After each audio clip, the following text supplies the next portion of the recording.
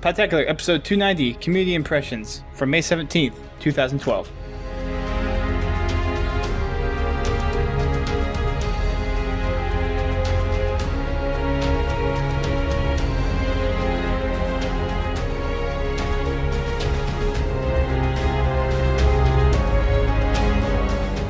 Hello, ladies and gentlemen, and welcome back to Podtacular. I am your host, Duststorm.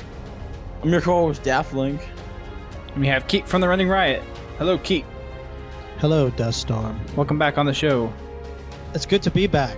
It's been at least, 10, 12 episodes since you've been on the show? You've been cranking them out like crazy. We've been a podcasting machine as of late. What'd you have, 3 in 1 week? Yeah, we had 3 last week. One of which, I don't know if I haven't officially announced this on the podcast yet, but for episode 287, that was the one with Green Skull and Jack Fire Dragon talking about the railgun, we had over 20,000 downloads. So, do you have any idea why? That's a big jump. It is. So, what we always get big jumps whenever we get posted to Waypoint and HBO. But the last time that we had a big push like this, we were lucky to break 10,000. And this next time we broke 20,000. That was recently too, though, right? That 10,000 show. Yeah, it was when the big Halo 4 leak came out back at PAX, which was a month ago. Yeah, that was at that point that was my biggest podcast release of the time I've been on the show, and then this just blew it out of the water. And actually, according to the WordPress stats for the visitors, the busiest day was May 9th, the day that those got posted on Waypoint. Well, there you go. So we had a Waypoint connection. We had 1,700 hits to the site, and we've had 20,000 hits or downloads of that podcast. There you go. So I gotta make a big shout out to everyone that subscribes on a regular basis, listens to the show, and sends it out to their friends. And I hope you guys enjoy the stuff that you hear, and I told you hope you keep coming back. Show was hot.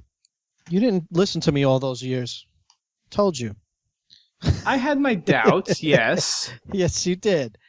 And now I've been proven wrong. You should be happy. I am very. I told you, I'm elated, dude. I really am, dude. I'm just elated to still be able to come in here and hang out. In general, then to hear that the show's doing really good. It's doing well, dude. I told you, doing really well. This show was a major inspiration. And we've had some big names on lately too, which I think has been another big help. Yeah, it's all about the paparazzi. Indeed. If you consider it paparazzi in the gaming universe. Yeah, no, we kid. It's gotta have a different term to it. The mamarazzi. The gamerazzi. The gamerazzi. The gamerazzi. Gamer. Okay. Anyways. So on this episode of Podtacular, we'll be discussing the recent releases of Max Payne 3 and Diablo 3. No, we're going to be talking about the recent releases of the Halo 4 info, since this is a Halo podcast. And boy, does that info look superb. Daft, what are we going to do with you? I already have mine actually pre-ordered, so... There's Kete's soundboard. I actually forgot to pre-order mine this morning when I went to work, so I'll have to hop on GameStop or Amazon and pre-order my limited edition after the show's over. I saw people having difficulty trying to do that at first. When it first came out, doing the limited edition order. Is it okay now? I haven't. I don't know. I can try ordering mine right now and see what happens. Yeah. Is it on Amazon? It was on GameStop last night. But the only reason I didn't buy it from GameStop is because they didn't have an in-store pickup option yet. Not yet? Ooh, no, you need that. Man, you live in it sounds like you're like going to some slum GameStop or something. The one that's right by me is pretty destitute. Small. No, it's just one of the smaller ones. Dude, and I'm probably going. It's not in a big strip mall or something. Well, the thing I'm going to do is probably I just pre-order the limited edition, And then wherever I decide to go for a big launch party, either if there's one here in DC, or I might just take a train up to New York. So I'm thinking about New York. I'm thinking about taking Monday and Tuesday off of work and going up to New York for the launch party. That's right. And I'll just pre-order. If I pre-order an additional copy, I'll just pre-order a regular edition. I'm going to have to meet you for that. Yeah. I work right around the corner. Really? Yeah. So you're just going to be right after work, you'll be like, okay.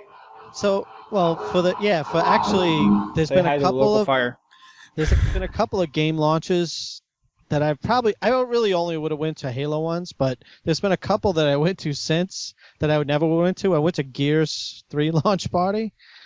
I didn't go in. I was on the outside and stuff, hanging out with JVB, a couple of other people that would go to some stuff like that. And it was just because it was right outside of work. It was just like, I probably really wouldn't have planned that. I wouldn't have come to the city for that, but it's right there.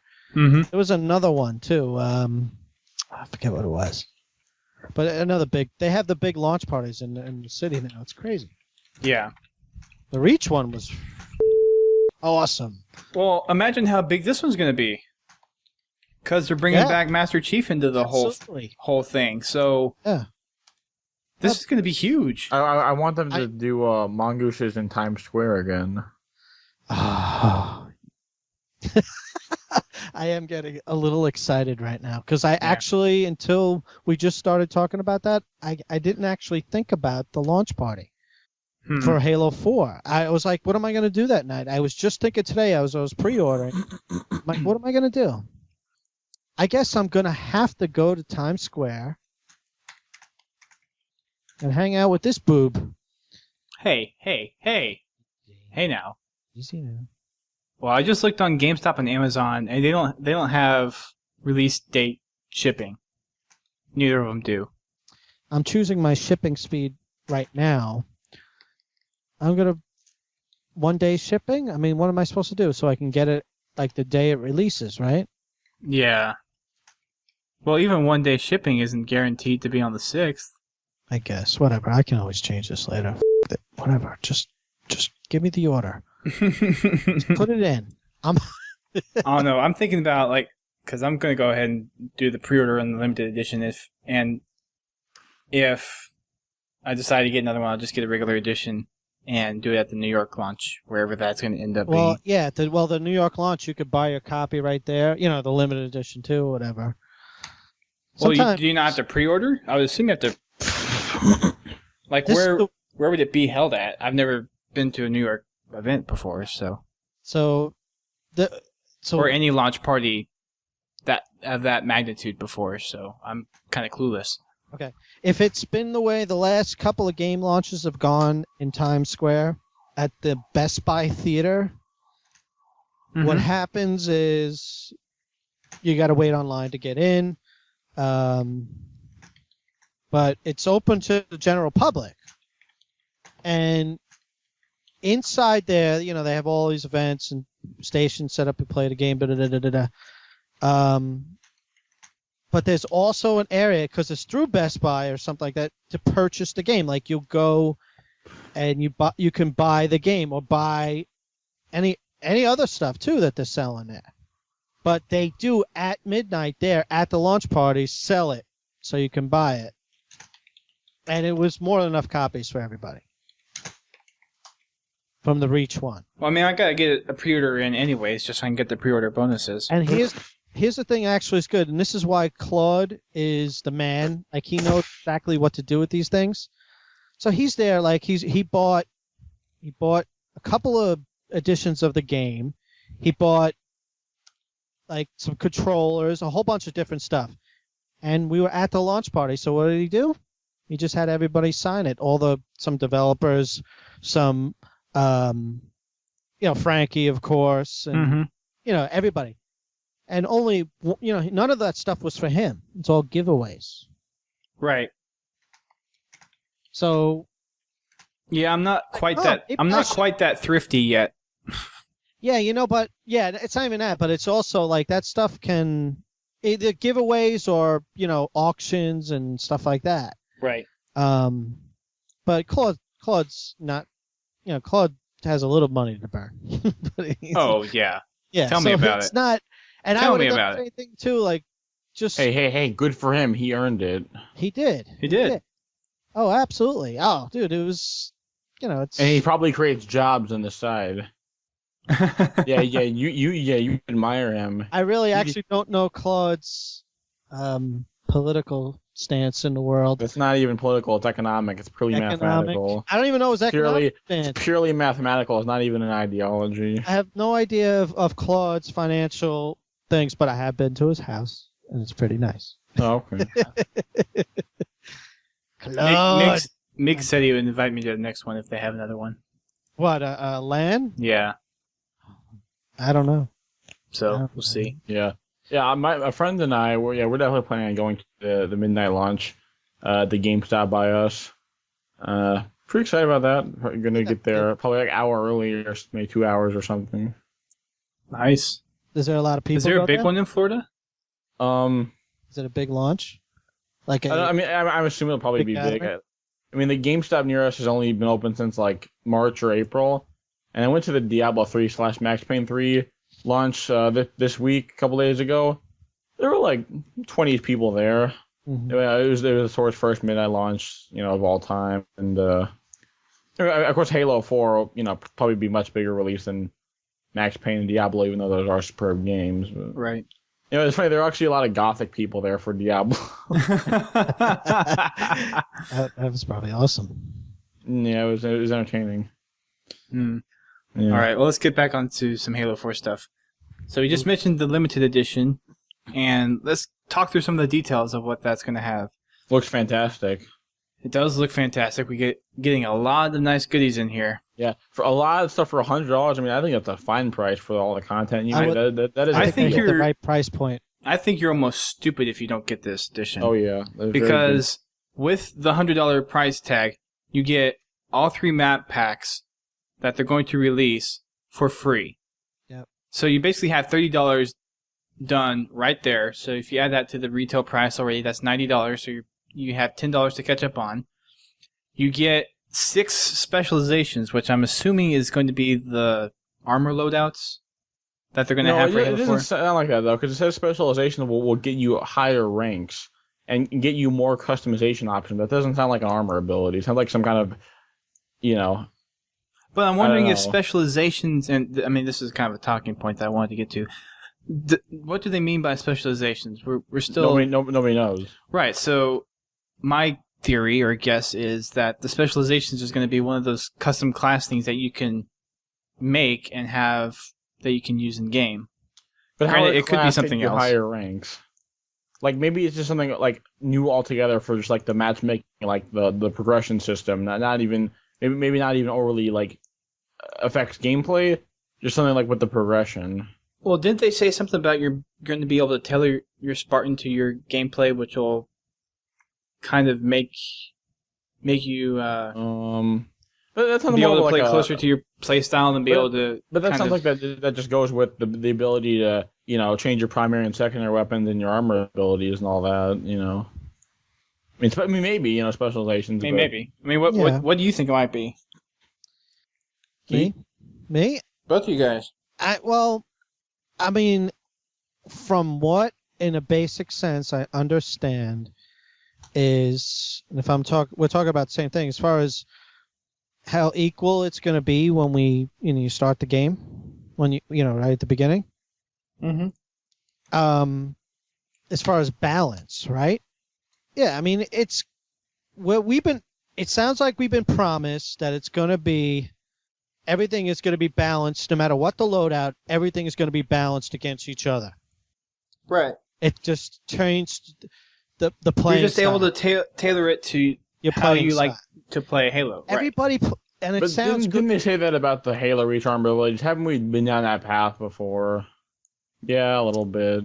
Yeah. Is armor lock that balanced? It's debatable. No. Yes, and you're right. You're actually going into the right area because armor abilities is all the balanced things. But this is all the same. I think it's all the same. I think you're right. Yeah, developers make lots of promises, and a lot of it's kind of idealism. At the end of the day, you got to kind of look past the fluff, and Yeah. Well, some things. But, well, hold on. Don't the developers? They have a playing style too. Right. It's their players also. So I don't know, man. It's yeah. I think specializations I think are... the ideas are great, but ideas in multiplayer, they're not. It's just they really aren't well thought out until the base. game is actually released. Even the beta. And then they might need to be patched and tweaked and stuff. Right. Dude, Armor Lock looks cool, doesn't it? Doesn't it look like the ground pound? No, it looks like you're kind of a sissy. You're hiding in your little bubble. Not really when you feel invincible. And you're invincible, but you can't even do anything. You're basically a rock just sitting there. Right. Key. But wrong button. What I think specializations might be, like, when it talks about like activating higher ranks, more customization options, like it sounds to me like something with the progression, something with the matchmaking system. Like it doesn't sound like something that will like directly affect gameplay, like an armor ability would, but like open up pathways for things that affect gameplay. Basically, just like a progression thing. Right. All right. It sounds like this could either be really good or this could be really bad. Well, I mean, they're putting it in the limited edition, so they're obviously taking a high gambit, right? Putting a lot of money on the whole idea. Yeah. Well, and it's not like other people can't Call of get it either. Duty It's just formula gonna take somehow, time. though. I wonder if it's going to be something like you choose a specialization that you're geared for. So, like, maybe if you're in up close and personal, you get more experience if you get shotgun and melee kills, where maybe there's a long range specialization where if you get DMR headshots or snipes, you get more XP that way. Who knows? Jesus Christ. I mean, that's another possibility. Games, you guys with all this shit. So you pick melee specialization for melee stuff. You get more XP from melee stuff. Right, you have a specialization to a certain play style that you have. I don't know. I feel like that kind of system, like it's an interesting idea, but I feel like it could be exploited quite a bit. Honestly, I don't know. I mean, if everyone could do it, I guess not. But I don't know. Well, I mean, everyone will be able to do it at some point. It's just not unlocked for everyone at the beginning, unless you have the limited edition. You get 6 of these. At some point. So what are they going to release these specializations? For the people who did not buy them, I think you unlock them. You unlock them? Yeah, I think it's like an in-game progression. If they're going the route where like they'll be later available to purchase if you didn't buy limited, that's like kind of goes back to our discussion a couple episodes ago of like the whole the money system, the here buy this get ahead type thing that I really don't want to happen for the game. No, ultimately. and I don't think 343 is doing that. I really think it's just something that. Because it says receive early access. It doesn't say that you get a special access. Yeah, it's just something that you get early as a perk of buying the limited edition. Definitely, it's not gonna, other people. Definitely, I don't think anybody can do that anymore. Like, you can't give anybody that much of an advantage for spending money. Right. And day one DLC is a stupid thing. It's all right. I get it from a business standpoint. It's promoting. What DLC? Day one DLC. It's in new copies. It's promoting early adopters of the game, and B purchases of new copies as opposed to used copies down the road when the developer gets no money from the used copies. You know what? If I want it, I'll just I just buy it. Yeah. Right from the beginning, more content. Not just because like I have disposable income like that or anything like that. It's just I know there's some franchises that, like Halo, like we'll throw our money at it. Mm-hmm. We're invested. Yeah. So the Mass Effect... We're heavily invested. Heavily invested. I'm glad there's not a Legendary Edition of Halo 4. Just because, like, it would be a really hard decision whether to buy the Legendary or Limited. You'd have to go with Legendary at that point. I would almost have to, and it scares me, and I don't want to.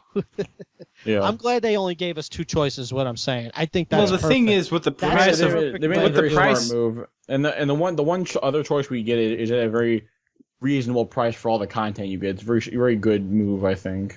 yeah, I it's think a good great. it's I a think that's good the way balance point. Everybody needs to do that going forward. All games. It's got to be a little more simple now. Well, I mean, so you're saying all games should have just regular and then like just one special edition? Yep. Yes. I don't know, but I Yes. I don't know. Like, I kind of like options sometimes. Like it mixes things up a little bit, you know.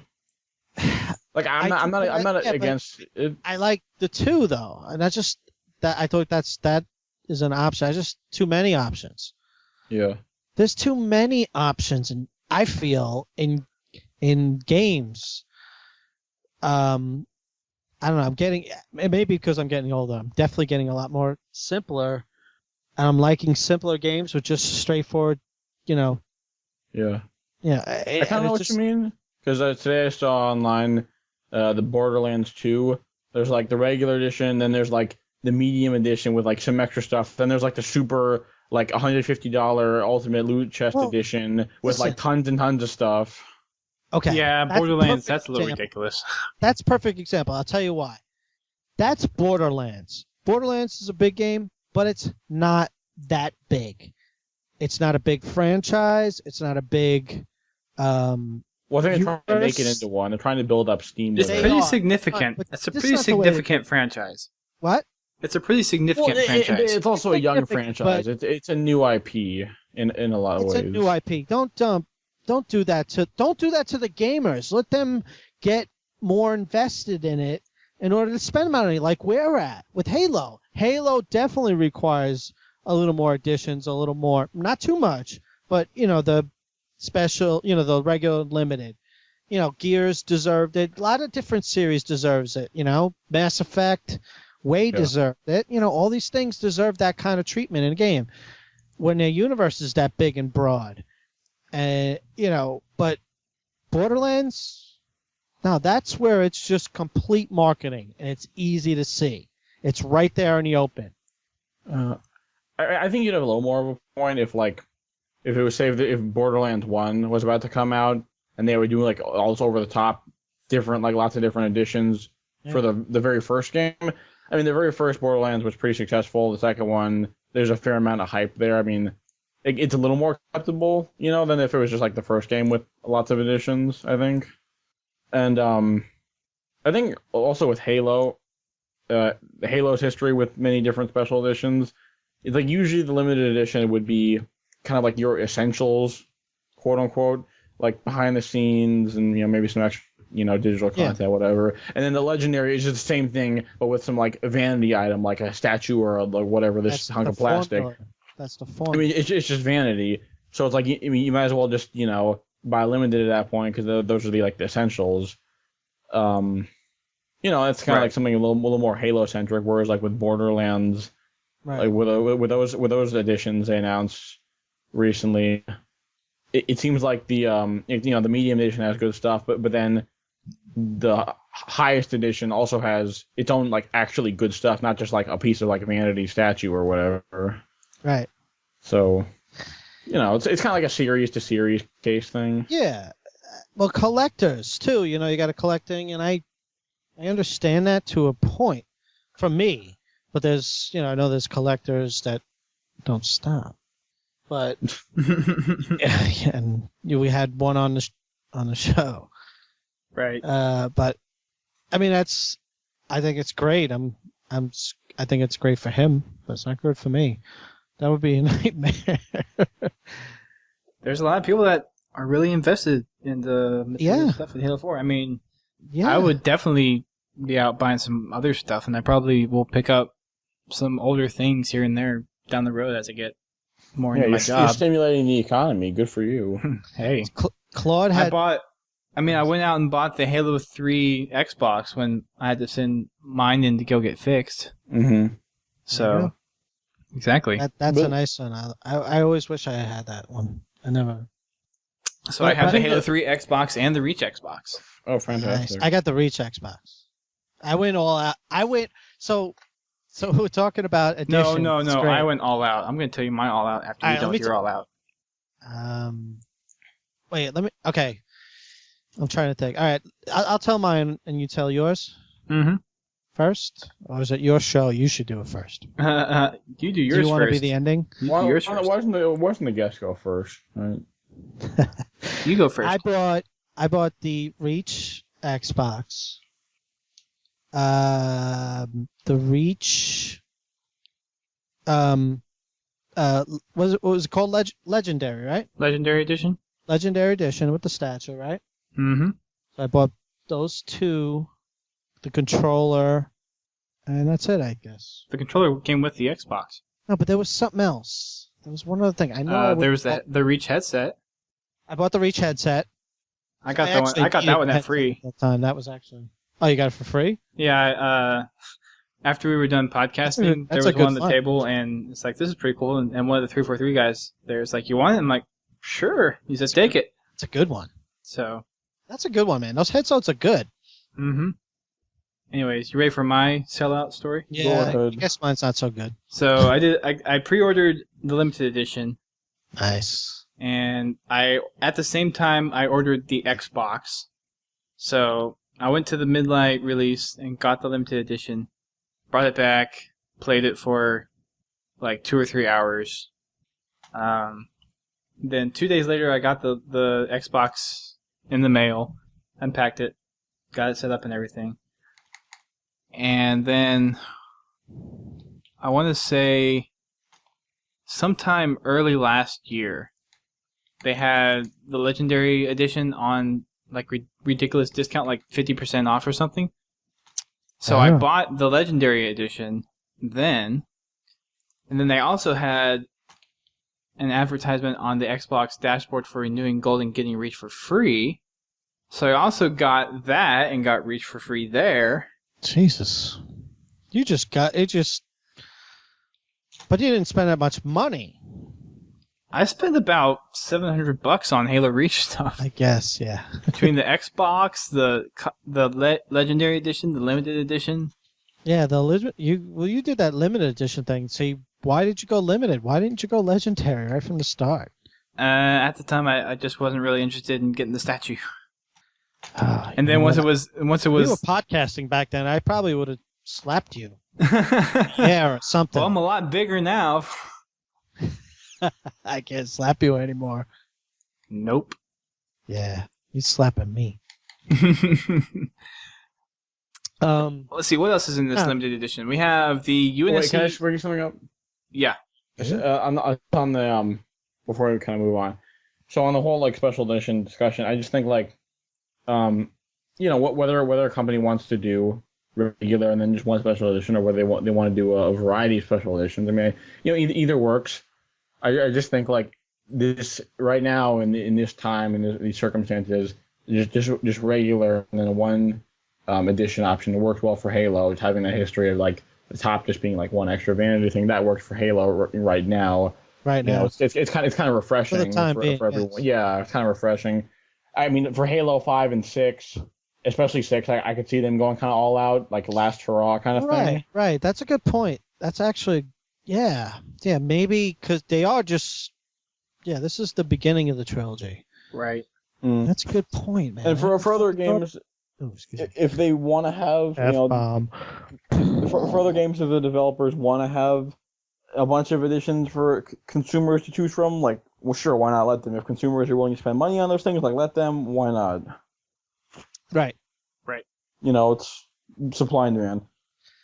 Exactly, it is supply and demand. Dude, people like us, we're just talking about the we just bought.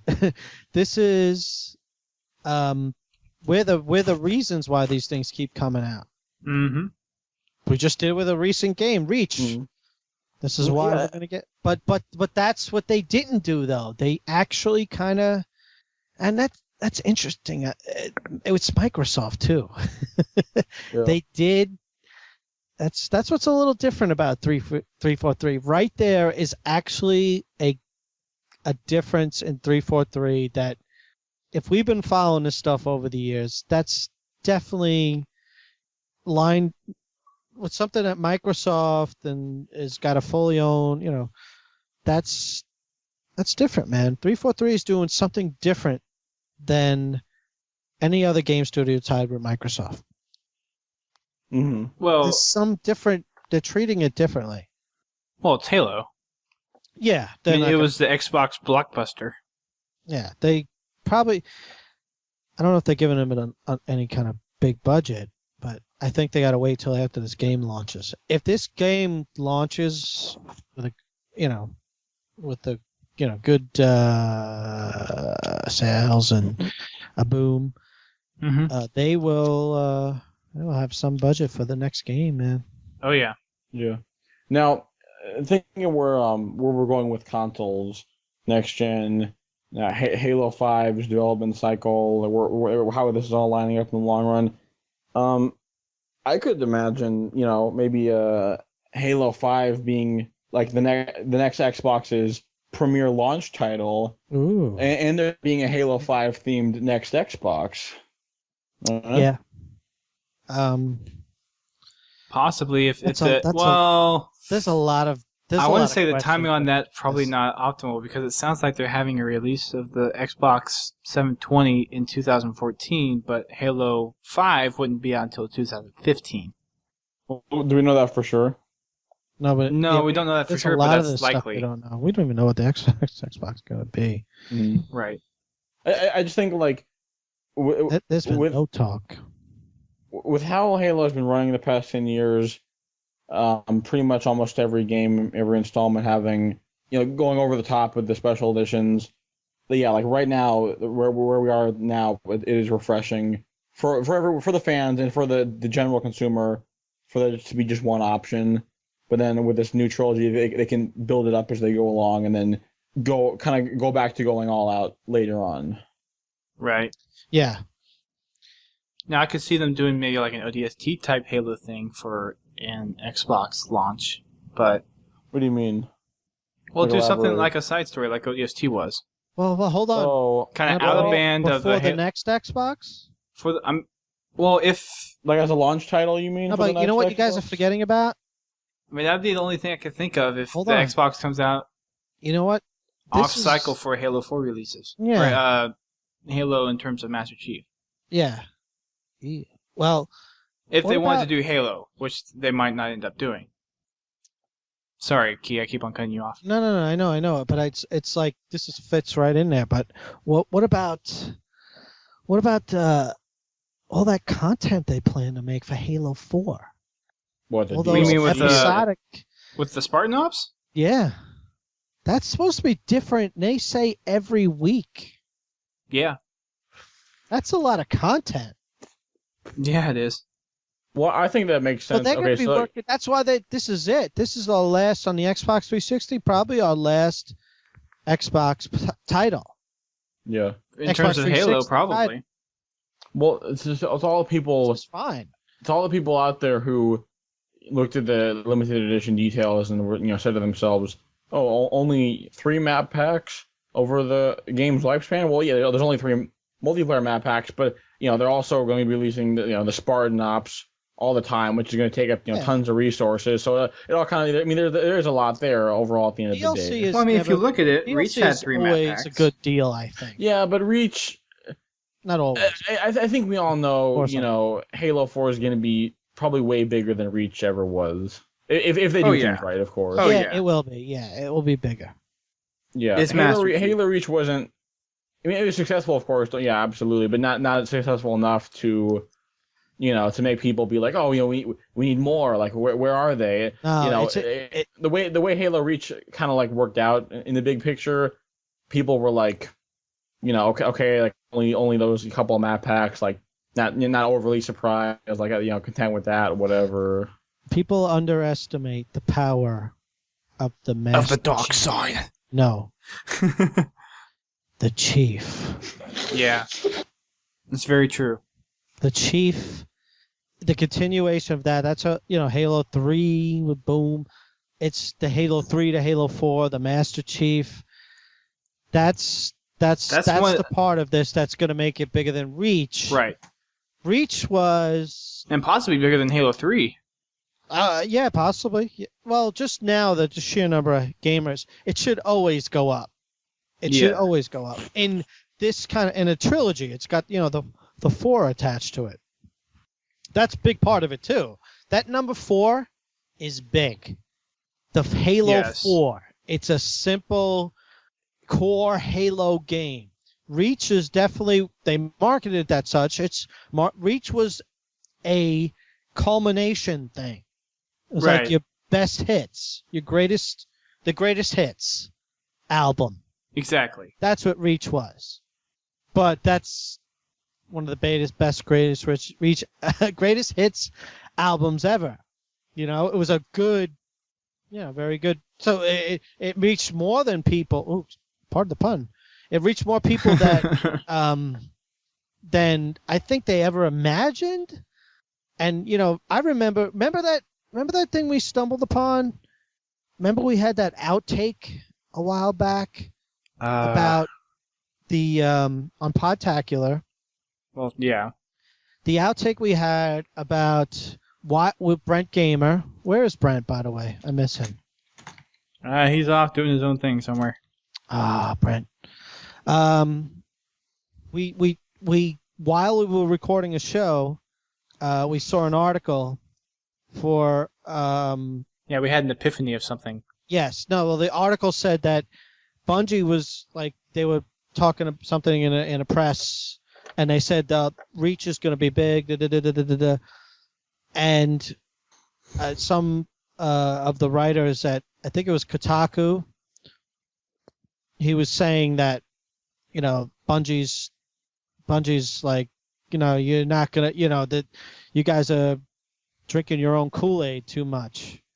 You're not that good, and it was like kind of really blatant, like it was obvious that the writer was so anti-Halo, like he shouldn't be writing that. It wasn't an editorial piece. Mm-hmm. Looks like someone didn't get the memo.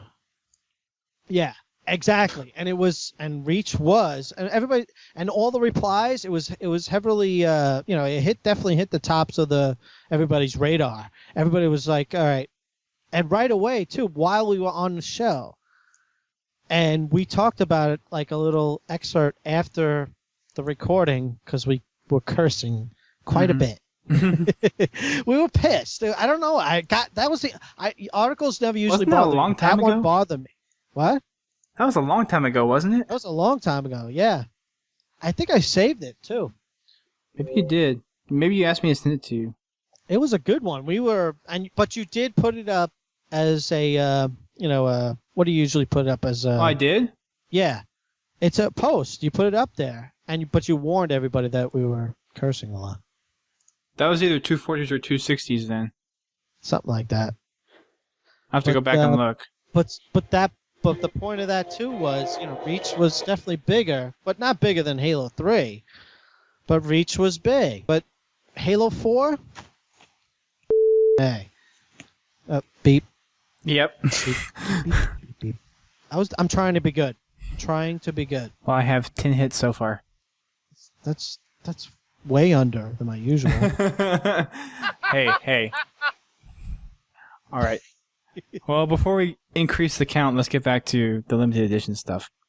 There's also going to be a UNSC Infinity briefing packet, which includes armor customization schematics. So I'm guessing it'll detail what you can customize on your armor for your Spartan 4. A blueprint of the Infinity ship, which, as most people know by now, is the largest ship in the UNSC fleet to date. What is it, like, how big is it? It's 3 times longer than the next class of ship or something? I forget. That's what she said. They had some metric on it somewhere. I forget where it was. And that also includes some information behind the Spartan 4s. So... Yeah, physical lore things. I like those. It's like Halsey's journal, right? Yeah. Yeah, those are cool. Those will be interesting to see when those come out. Which I still. That's the I'm best part. I'm a horrible person. I still haven't looked at the Halsey's journal yet. I'm a horrible person. Most of it, you'll be like, what are they even talking about? Yeah. But some of it's all it's decent enough. I'll get to it when I finish reading the books. Well, you could tell reading it that it's where the parts where they really want you to pay attention, you can tell you where they're baiting you to it. There's a lot of, it's not a lot of fluff, but there's a lot of stuff in there. DaftLink isn't podcasting anymore. He's playing Halo Reach. No, I do both. I mean, I can't just sit here and do nothing. I need to be doing something. Interesting. Well, I'm actually doing nothing. It's like saying I never know what to do with my hands. That's why I smoke. Oh my god. No, I don't smoke. Wow. I did not realize how annoying that soundboard would get. Oh, come on. I'm being good with it. Yeah. You're being good with it. Doesn't mean it's not annoying. Nah, you know what? I need better stuff. Like, I want to put... Okay, I'm not giving you any ideas. I need better...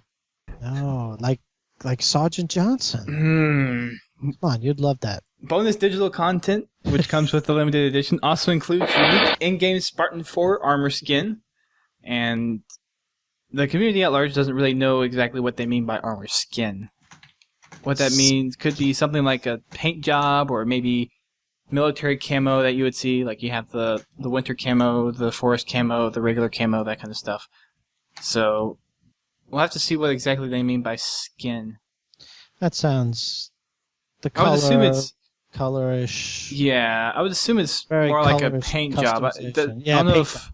Paint job. Yeah. Not armor customization, but paint job. Paint job. A unique in-game weapon skin for the assault rifle. Now, they just say... It'll have flames on it. They say just assault rifle only, so... I like Gears of War.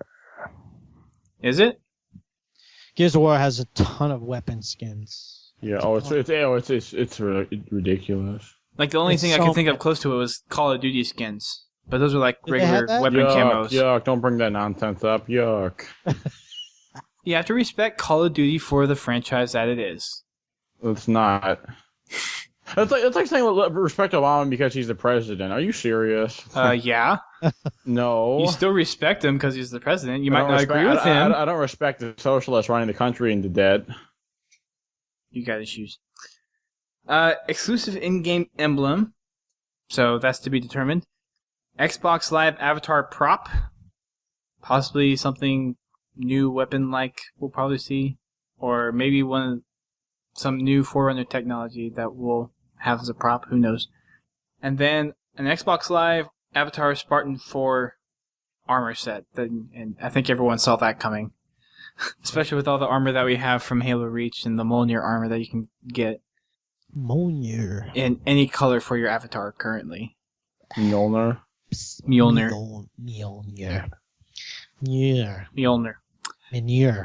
Finally, the last bit of thing that we have in the limited edition is some special edition content of the Machinima series that will come out in October, Forward into Dawn. Did you say Machinima? Yes. It's not Machinima. Well, they said Machinima in somewhere. I thought it was live action.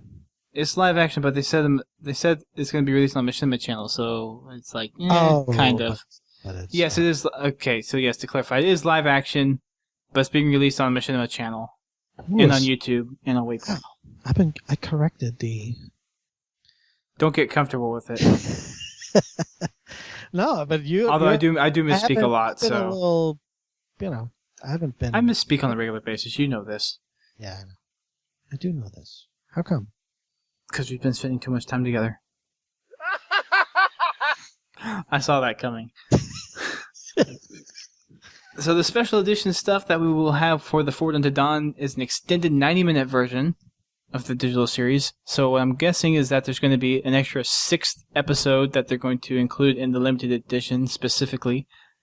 The live-action series is supposed to be 5 episodes that runs about 75 minutes, so about 15 minutes per show. And this is probably going to be something like we're going to see that would be almost on the level of a Halo movie. Yeah. What do you guys think about that? Because this does seem like a good way to go about seeing how successful a Halo movie would be, but they're putting a lot of effort into it by getting some Hollywood talent involved with this thing. So might this kind of be considered the Halo movie already? Or Well, not the Halo movie, but No, it's a not the Halo movie. it's a precursor. It's a possible precursor to a Halo movie. Yeah. The Halo movie, no, not that. Listen, the bar has been raised severely high on what a Halo movie needs to be, especially after something like the Avengers just came out, all the other movies that are coming out right now. Joss Whedon would make a good director, by the way. Yeah. Well, yeah, Joss Whedon is probably the. He pretty much can. He owns the world right now. I'll bet you a copy of Halo 4 that Nathan Fillion's going to be in this thing. Hmm? I would almost be willing to bet a copy of Halo 4 that Nathan Fillion's going to be in this thing. In the movie? If it was... made a movie? No, in Forward Unto Dawn. In the live-action series. Ooh, that would be hot. No, the Halo movie should be directed by Spielberg. Therefore, Master Chief can be played by Spielberg's buddy, a Hollywood liberal who hates America, Tom Hanks. Yes. Look at that, dude. I like how you worked that in there. That was so they can make millions bastardizing Halo. That was an amazing amount of connections you made right there. Too political for my taste. And then later on, Tom Hanks can go on the camera at the premiere and talk about how the Human Covenant War was a war of racism and ignorance on the human side, similar to his comments about the Pacific War during World War II. Segue. Anyone? Yes. Yeah. Ooh, comments. Goodness gracious. Listen, this is Podtacular. Gosh, I always even stopped dead in my tracks. Along with the special edition of Forward Unto Dawn, we have some in-fiction content that kind of goes into the characters and the stories that are wrapped up in this Forward Unto Dawn series. We have a making of Halo 4 Forward Unto Dawn, so we'll probably have some behind-the-scenes look on how they're making it, probably some director commentary or actor commentary, stuff like that. And there's also going to be a special featurette titled Bringing Gaming into Reality. So probably probably a little video just probably talking about how they got some of the Halo 4 assets produced in real life and how they brought it to life for this live action series. That'd be my guess. It's kind of taking the technology from the game and describing how they would implement it for the live action series. I need to stop saying machinima. Live action series. Very good. Very good. Also in that press release, we got... Wait. We didn't get the comment on it at all? Would you talk about? Oh, if you want to. Comments about the special edition to Forward Unto Dawn. Do you guys have any?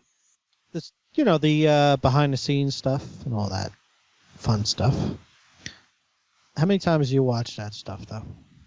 Behind the scenes? Yeah. I've watched Rooster Teeth behind the scenes quite a bit. Oh, no. How, more than once of the not like you watch every episode, but no, but the behind the scenes stuff. Watch them over and over. Stuff I like. I don't like watching them over and over and over again, but I've watched. Yeah. I've watched some things I like 3 or 4 times. It's worth it, but I'm just curious about that. I don't find myself pulling out old behind the scenes stuff too much, unless it's related to a show or something like that. But once you've watched it, most of the time it just sticks. You remember? Not all the time. No? Well, sometimes you go back and you pick up on little things that you might have missed before. You might have forgotten. It's like, oh, that's right. That was pretty cool. Yeah, the flashbacks. People do it for you now. You don't even have to. You don't have to go watch that stuff anymore. People pull it out for you. So I think that's good. It's very. It's at least. I mean, you at least watch it once. Which I think is worth it. And that's kind of what I was saying too. It's just how often do you watch it? But I still like to have it on the whole experience and something that I like. Like you do it that night around that time. It's all part of it. It's not. You got to look at the dollar value to that, not related to, even if it's just a collectible, just that experience that one night. It's like you went to a big show. Mm-hmm. So. Now I'm wondering if this stuff is going to be on a DVD. What stuff? The Forward Unto Dawn live action series when we get it with the Legend or Limited Edition. Can't speak tonight. I don't know. Does it? I mean, they didn't say explicitly, but the only other delivery method that I can think of is that you get it from Waypoint. And it's all supposed to be done by the end of before it launches, right? What, for Forward Unto Dawn? Yes. The live I would action. I would assume filming and stuff would be done before they start releasing it. Okay. So yeah, I would hope that would be on the limited edition. But I mean, like, how would they deliver it? I don't know. Would it be like just a 2-disc game where one disc is Forward Unto Dawn and it's a DVD? I don't know. Well, you're talking about how long it is. How big it's going to be. 90 minutes. 90 minutes. 90 minutes. So that's one DVD. Yep. So that's it. Indeed. So moving on to... That answers that. Yeah, that answers that. Moving on to Halo 4 Infinity multiplayer. We got a little bit more information about Spartan Ops, and that it's going to be basically run by cinematic episodes that gets delivered through Waypoint, and you're actually going to be playing scenarios down on Requiem that these cinematic episodes set up for. So those happen every week, and you can play these solo or cooperatively, but the only downside is that you have to have gold in order to play Spartan Ops. Yeah, that's right. If you don't have gold, then what the hell are you doing listening to this show? Seriously? I'm so sick of hearing it. Well, talk to Fumo. He doesn't pay for gold. Really? I think it's a fine move. It's like we pay for gold. Give us some bonuses above the silver people. You know. Well, it's almost like you're downloading new stuff every week, and you normally don't get downloads if you're a silver account. Yeah. So it kind of makes sense. Yeah, absolutely. We're paying money. Yeah, give us things for paying money. Absolutely. You're not gold? Who? Me? Yeah. No, I he's was gold. agreeing with us. Yeah, I mean, like, us gold members, we're paying money for every month for. Like, give us nice things that the silver people don't get. We right. pay for it. Yeah. Mm-hmm. Yeah, get more, but yeah, it just sounds like only one option. I mean, I think that's the point.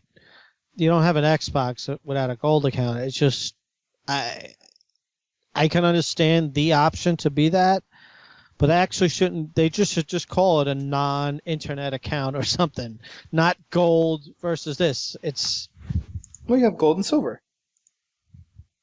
the silver makes it sound like it's somewhat good.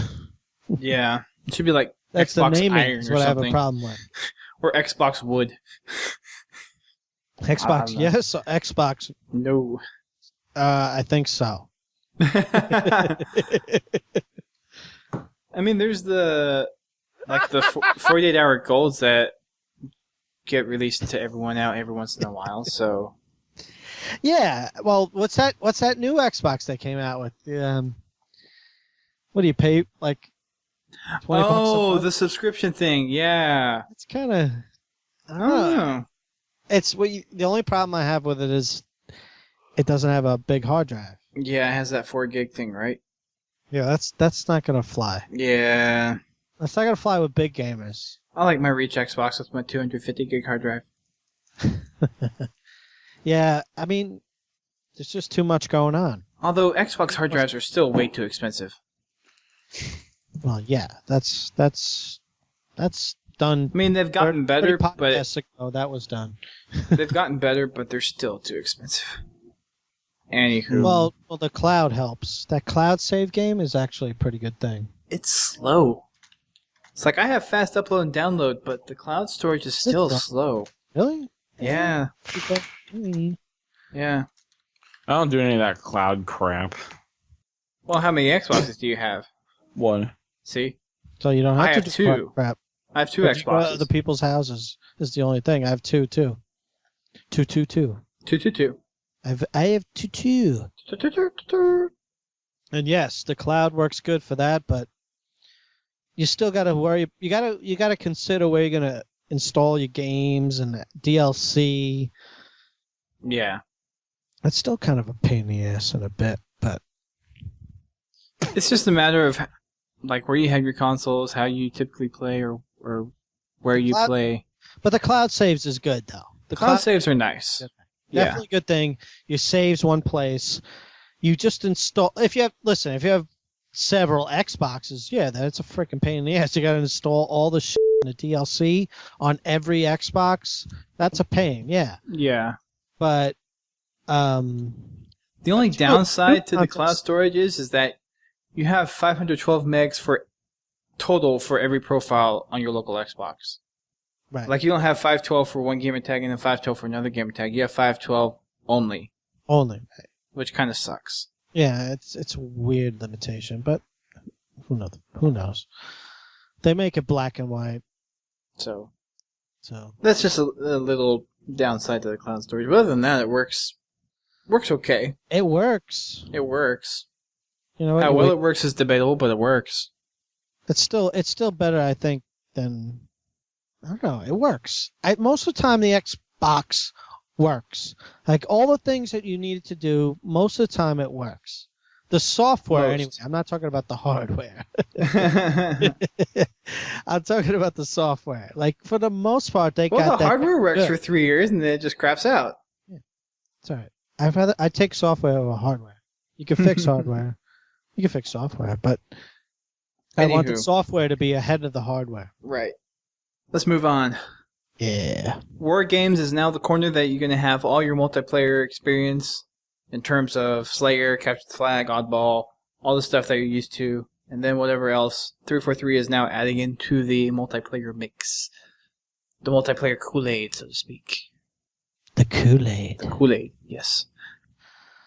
So that's going to be all the stuff that you're going to have in the virtual sims while you're on the UNSC Infinity. So we have an official title for that. The holodeck. The holodeck, yes. It's the holodeck. War It's Games big on the holodeck. Yeah, big ship. I hope we could fight in New York City.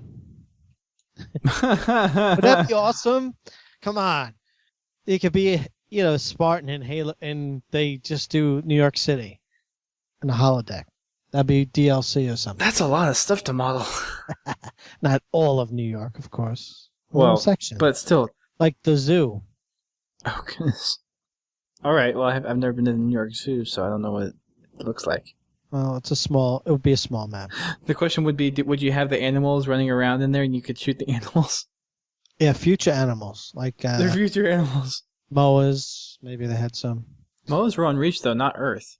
Yeah, but they could brought them to a zoo on Earth. Why not?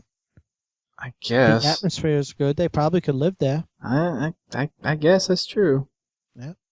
It's a long journey for Moas to make. Not a problem with the Fuchsia Yuma Drive. Yeah, I don't know how to say that either. We lost Daft. Das Boot. Hey. So basically, Michael Jackson died talentless and broke. Wow. And Wow. you know that when he died, he was $5 million in debt. So there are now similarities between Michael Jackson and Barack Obama. Michael Jackson lived above his means and ran himself into debt. I'm about to boot you. Barack Obama is running the country into debt. I'm about to boot you. What? Nice. There are a faction of the listeners who appreciate this. Nice. Yeah, but I've gotten a lot of complaints about it. Ooh. Uh-huh. Uh-oh. Who from liberals? Dude, is there I don't know if they're liberal or not. in the forums on Podtacular? Do you have a political... Daft has created his own corner.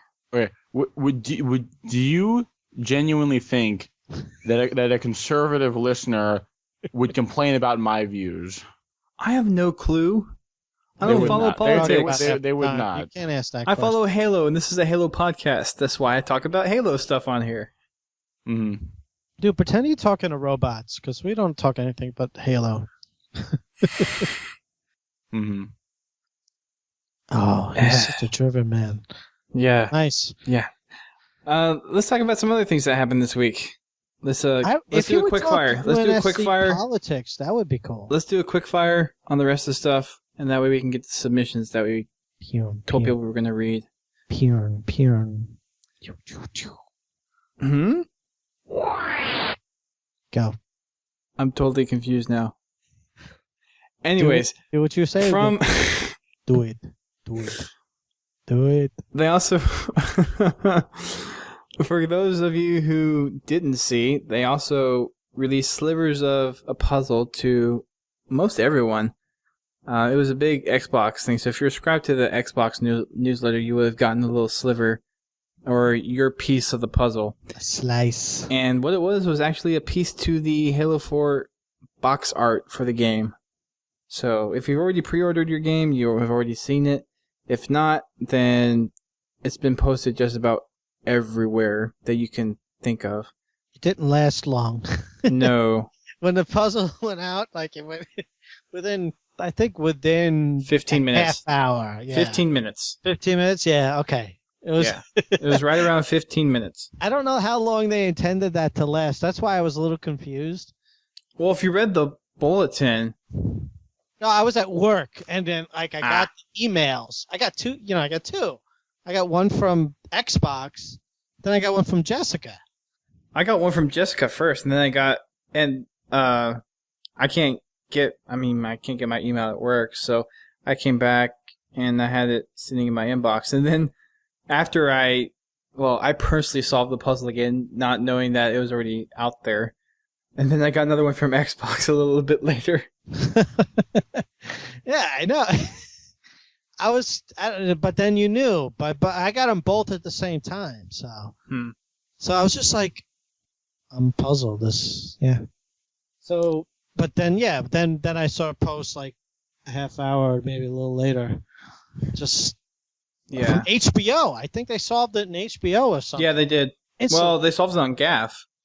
Oh, it was Gaff? And then someone posted it from Gaff onto HBO, yeah. Ah, okay. Yeah. That's usually how that goes. Goes out pretty quick, doesn't it? No, Gaff to HBO, actually. Oh, well, yeah. That path? Yeah. They're crazy over there. We also have, for the Avatar collection for May, is an drop pod for your avatar. So you can go download that for 320 Microsoft points right now. Which I'm thinking about going and buying. Not sure yet. And all of the Halo Reach DLC is 50% off this week. Coincidence? I think not. Okay. Coincidence to what? I don't know. Halo. Just get Halo on the table. Halo's already on the table. That's what we're talking about, right? No. I mean, you talk about the DLC being cheap, right? Half off, yes. Yeah. This week, right? Right. What am I missing here? I don't know. What am I missing? You said the Reach DLC was half price this week, right? Right. The same time all this Halo stuff is being announced. Right. Okay. Marketing. It's late. It's 11 o'clock. Give me a break. Marketing. Build up hype and revenue. 101. Yes, it's called marketing. Yeah. Yes. Yeah. What'd you say, Daff? Hype revenue. Yes, marketing. Yeah. Yes. I'm not a marketing expert. I don't know these things. That's marketing, dude. Free market, man. I mean, Halo happens a lot, but these are definitely coordinated events. Yep. I can see where you're going with that. Definitely. You do now. I do now. Indeed, I do. All right, let's get on to submissions. So last week we had 3 episodes that we talked about stuff. One was talking about Cortana's mind and what's going on with the story between Halo 3 and Halo 4 with Master Chief. We also talked about the railgun, and then we talked about some other multiplayer stuff. Spartan Ops, Forge, and other little random multiplayer goodies that we'll see in Halo 4. We haven't seen much stuff in terms of Halo 4 campaign yet, in terms of the Chief. I have a feeling we'll probably see a lot of that stuff come out of E3. Oh yeah, I guarantee you E3 we'll get like a on-stage campaign demo. Yeah, we'll get some kind of we'll get a campaign trailer and a campaign demo, I bet. Mm-hmm. I think that's what we'll see at E3 this year. With those new watchers and crawlers, right? Oh, do they have names now? Yeah, the 2 new enemies. They were real, yeah. The bug-looking floaty one or whatever is the watcher. The one that looks like a freaking greyhound is like a dog. Is a crawler. Yeah. All right. Forerunner? Who knows? Who knows? They're kind of blurry. I mean, obviously, I've been saying this for a million years, but the enemies, you know, definitely Forerunner related somehow. Like absolutely. Right. Now, if these enemies, these creatures, I mean, obviously the picture is kind of blurry. I get the feeling that there'll be some kind of Forerunner-esque, like yet organic creature, like maybe made out of like some kind of like silvery Forerunner, you know, substance, like an organic like life organism complex. Because they look silvery in those pictures, so I feel like it's like, you know, it's the Forerunner, like their right, their motif, so to speak, their theme, but these are like living, breathing organisms, maybe made out of some kind of like metallic, like organic, you know, composition, if you know what I mean. Yeah, that's just a theory. Oh no, well, yeah, there's just lots of room for speculation right now, so I mean, that could be as good of a guess as any right now. Yeah. So, well, I mean, we'll see when more information comes down the line. Yeah. All right. So, getting into submissions. So, our first submission is from Reverend Chist Lab, and we have a little edit point in here. We've decided on a community basis that we're going to split this up amongst ourselves and read this out. Let me read the first one, please. Who? You? Yeah, I'll just summarize it. Basically, he's a college student in North Carolina. Whoa, a college student. Hopefully the indoctrination isn't too rampant there. He made a long post. He has frustration that he wants to vent to us. Read Game Informer stuff on multiplayer, and he's very skeptical. So, boy, you got a critic here. Yeah. So, why don't you guys take the second one? All right. Kete? Yeah. First, I would like to say I'm officially pissed off by Brad Welch. Who's Brad Welch? That's what I'm trying to figure out. Now, somebody Google that. I'm Googling it. And I'll probably kick myself. I don't think this man has any idea of repercussions that these changes can have on a game. He's probably a multiplayer director. These types of changes have completely ruined games in the past. The problem is not solely on the changes being made, but the effect it can have on the community. I, as an avid Halo fanatic, will always welcome evolution in the Halo franchise. But what he's doing is not the right direction, in my opinion. Okay, he's setting it up. He doesn't like the way Halo 4 multiplayer is, and he pretty much sees all the stuff. So go ahead. Now, Duststorm, your turn. Well, first hit on Google says multiplayer something. Okay. So probably multiplayer director or something like that. Not exactly sure. Sorry, a little lacking on the information right there. It's okay. So he goes on to say, I'm speaking of the loadout and ranking system for multiplayer. Having players increase their ranks is fine for showing their commitment, but when you bring rewards into the picture, you are treading on a very thin ice. You're treading on very thin ice. If you let one player have access to better gear for playing longer, you will develop a caste system in the community. This can be witnessed by observing Call of Duty's system. With the COD ranking system, players gain access to better gear the longer and more often they play, making it very difficult for casual gamers or players that have bought the game for a few months after. There are many posts and videos focused on hate for top-tier gamers who literally have the best weapons and skills. This is a huge problem when many gamers buy the game day one and immediately within a week, become the elite. These players are those extremists who play consecutively for days without stopping. When gamers encounter these players, they find themselves overwhelmed by the disadvantage they have. Many games try to remedy this by matching up players on their skill or rank. Unfortunately, this works only 80% of the time. Okay. So... Wait. This is awesome. I don't see how this... Awesome. The way he wrote this. Are you kidding? What? So, I don't see how this... Like, I get what he's saying, but it's not... How is this being incorporated into Halo 4? Okay. Well, he might be getting to that. Because everyone has the weapons available to them at some degree. Okay. We're going to get to that. But just keep in mind, we're reading we're actually going through a big book we're reading with this guy. So let's go on his little journey with him. And he's setting us up. This is what he just said right there was spot on. The way I feel, and the way I think a lot of people feel about, or Halo people feel about Call of Duty, when it's not, it's not equal at the start. He's setting it up, and I think he said it really good.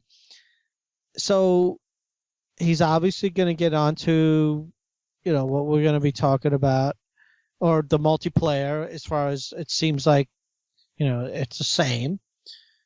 So, hold on. Now, see, this is what I hate about these big things. He's got me pulled in. I want to keep reading what he's saying. All right, so do you understand where he's going with this? I don't see it how it relates to Halo too much. Halo 4. Yeah. Well, no. But I think, all right, if we want to just stop right there, because we could probably see where he's going. He's saying about loadouts and balance. I think that's pretty much where he's going, right? Well, I love how he calls the players who play many days without stopping extremists. So, extremist. So is the new term for a casual gamer like what, a moderate, right? Well, listen, I'll tell you this. I like how he says when somebody who's played the game for just a week straight is automatically in elite status, and that is the case a lot now. Yeah, it means the person liked the game a lot and they put their time and effort into getting there. They worked for it. Good for them.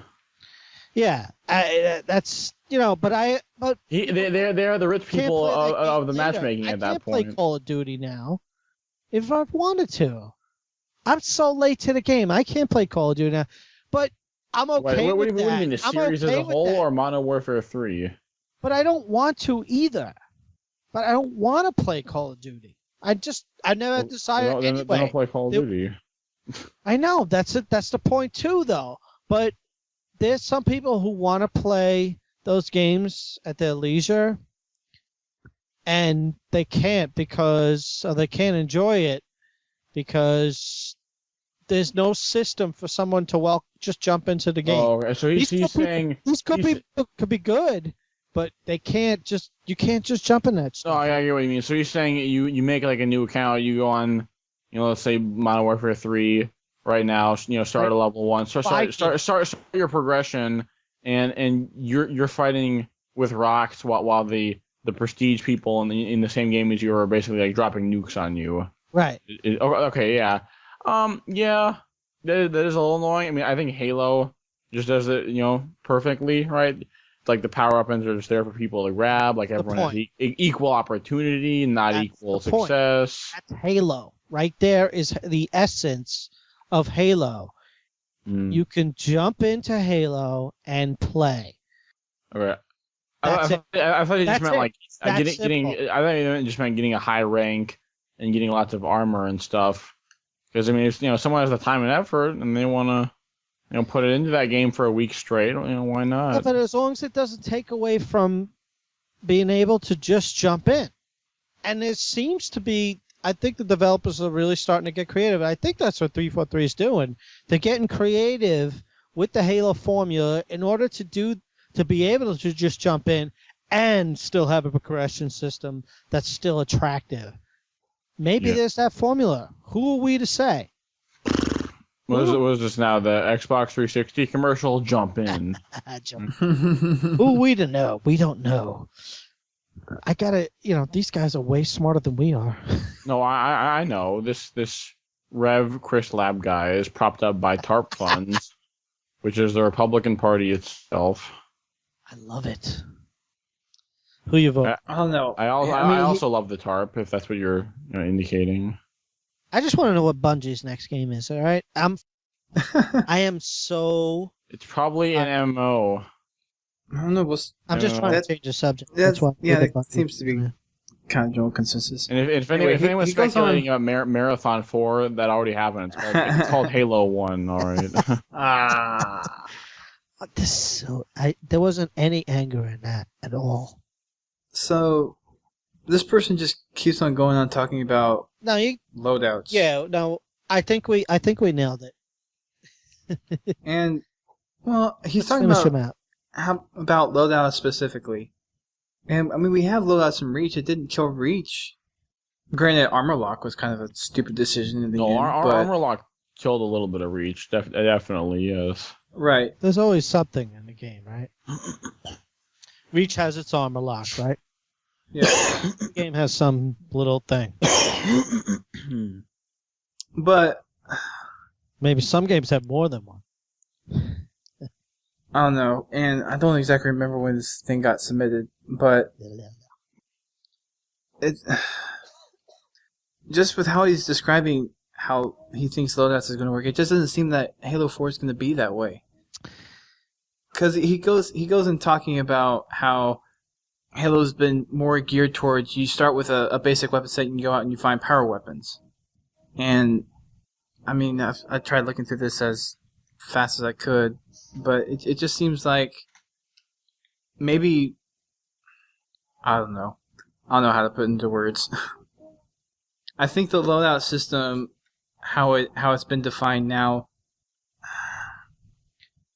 is I don't know. All right, listen. I'm honestly speechless with this post because I know, but no, he makes a lot of good points. It's just I makes honestly good points, don't see. But he needs to do a little more research. That's all. And that's fine. I honestly think how the loadouts. He's very deep in his submission, but you got to do a little more research. I mean, we do. I'm not saying we know all of that, but come on, there is a point to. You got to watch the interviews. You got to watch the developers when they actually, especially now, with the transfer from Bungie to 343. There is a lot of little interviews that give you clues on their direction, and 343's been pretty upfront with their what their vision is. So, and it's not like you. I mean, like they said, you're not going to be able to swap a rocket launcher or a shotgun or anything. Right. They're being. Yeah, it's not power weapons, dude. Power weapons are spawning randomly on the maps. That's going to be the and that could be in only certain playlists. That's what you got to. Playlists will save you. You watch your regular Halo, it'll be there. It'll be in a playlist for you. Definitely now, especially crossing from two studios. They were doing it already in Reach. Right. And especially since 343 Takeover, look how much they were able to tweak it. There's nothing you have to worry about, people. And one of the things that they are focusing on is keeping balance in the game. It's not like they're just going to throw common sense out the window when it comes to people having played the game for a lot longer are going to have this outrageous advantage over noobs like it is in Call of Duty. That's one of the reasons I like Halo a lot better is because everyone starts out on a level playing field in Halo, and even with Reach where you have loadouts, you still have the choice of your loadout, and a lot of people will pick the weapon and armor ability that goes a lot better with their playing style. But it's still even. Everyone has a chance to choose their stuff to begin with. And even if we have these armor specializations, if that's what they end up being, or customizations that we have for our loadouts, it's still going to be a base set of weapons that are pretty much well balanced anyways. Right. So the weapons that we've seen so far that are pretty much guaranteed to be in this initial set is the DMR, the BR, and the AR. All three of those weapons have their weaknesses and strengths. Yep. And they all pretty much balance out. And they will balance throughout a duration of a game. Yeah, they're not going to be the balancing of from those other games. They can balance it within that game. So, your BR is going to feel different than your Halo 3 BR and your Halo 2 BR in Halo 4. It's going to feel different. Know that going into it, and you're going to be just fine, people. That's it. Right. Don't expect it to feel the same. Go into it knowing it's going to be different. And that's all I got to say. Yeah. That's it. Last two lines of his submissions. Yes. Because we do need to wrap this up. Yep. Daft already had to leave. Yes. So, goodbye, Daft. He says the skill system still worries me, though. With the addition of unlockable skills, games can become one-sided very quickly. Here's to hoping for some disclosure on this. And yes, we're probably looking into some disclosure later. But I've kind of dabbled in the idea that and speculated on it's going to be stuff like maybe you get your ammo clip is a little bit more, or maybe you can sprint for just a little bit longer. I don't think it's going to be skills that adversely affect the game. I think it's just going to be stuff that kind of enhances your playing style. Right.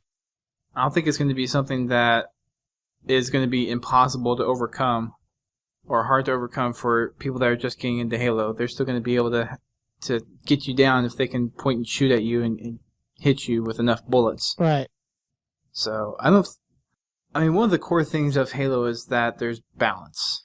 Balance. And that's always been one of the core features. Balanced games, Yeah. I think that's one of the reasons why Halo is as popular as it is. Because of balance. Yep. And Call of Duty is just, in our opinion. Well, listen, I can't because say. I have gone into Call of Duty games. I've gone into Call of Duty games and gotten my ass kicked. Yes, I played once, and I did get my ass kicked. But I know everybody else does that too.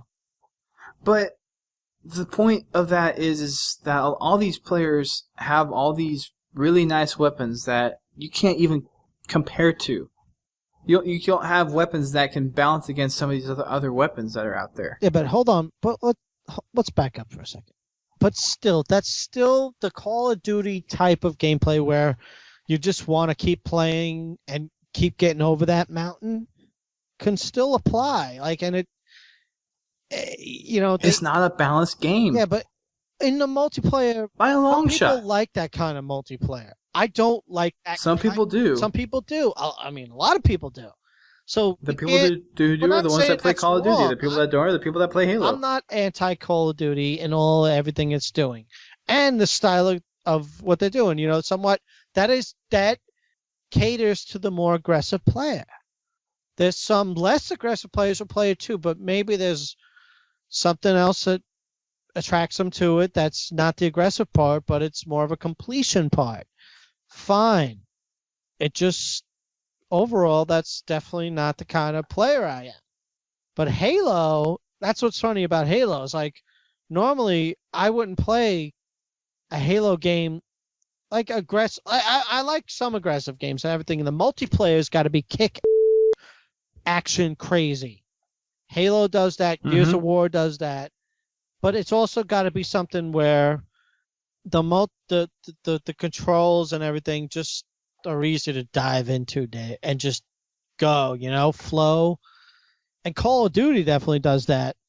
But why I'm not Call of Duty is just simply because I'm definitely I'll tell you. Hey, all right, this is the kind of game player I am. I've only played maybe one night of Arena, and that's it in Reach. Okay, is that it? Does that explain it in a way? I'm just interested in a good multiplayer experience matchmaking. The matchmaking is good.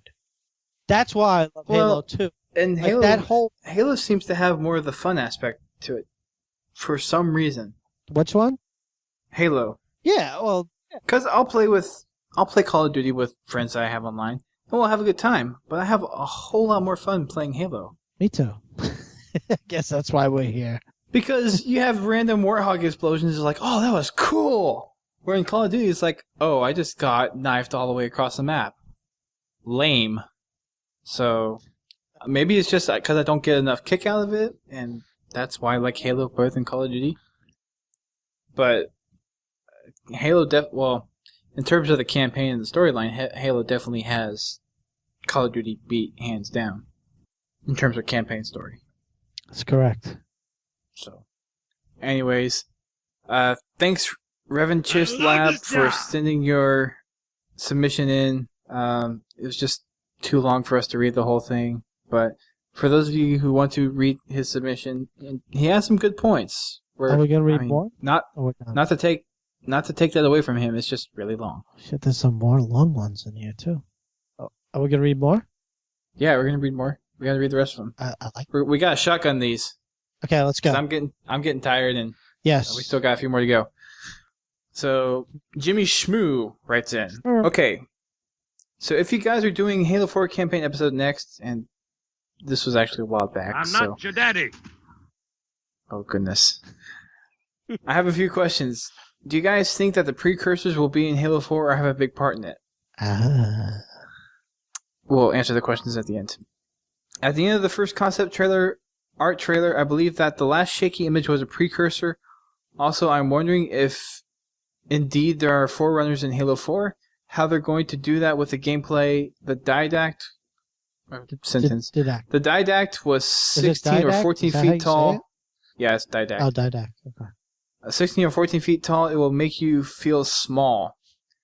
Last thing, if indeed that magazine leak that had the Master Builder as the Halo 4 enemy, that would mean that we'd be fighting Forerunners and the Didact/Born Stellar would be fighting with us, which would be awesome.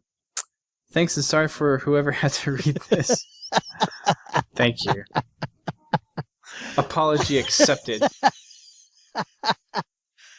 So, precursors, I don't think we'll see a direct presence from them. And I think neither of us are the campaign experts here. No. That would be Grim Brother 1, Slightly Live. So get him in here. Get Grim Brother 1 in here. Well, when we were talking about the campaign stuff, they were on here. So no, get them now, I said. Oh, are they online? No, get them. Try them.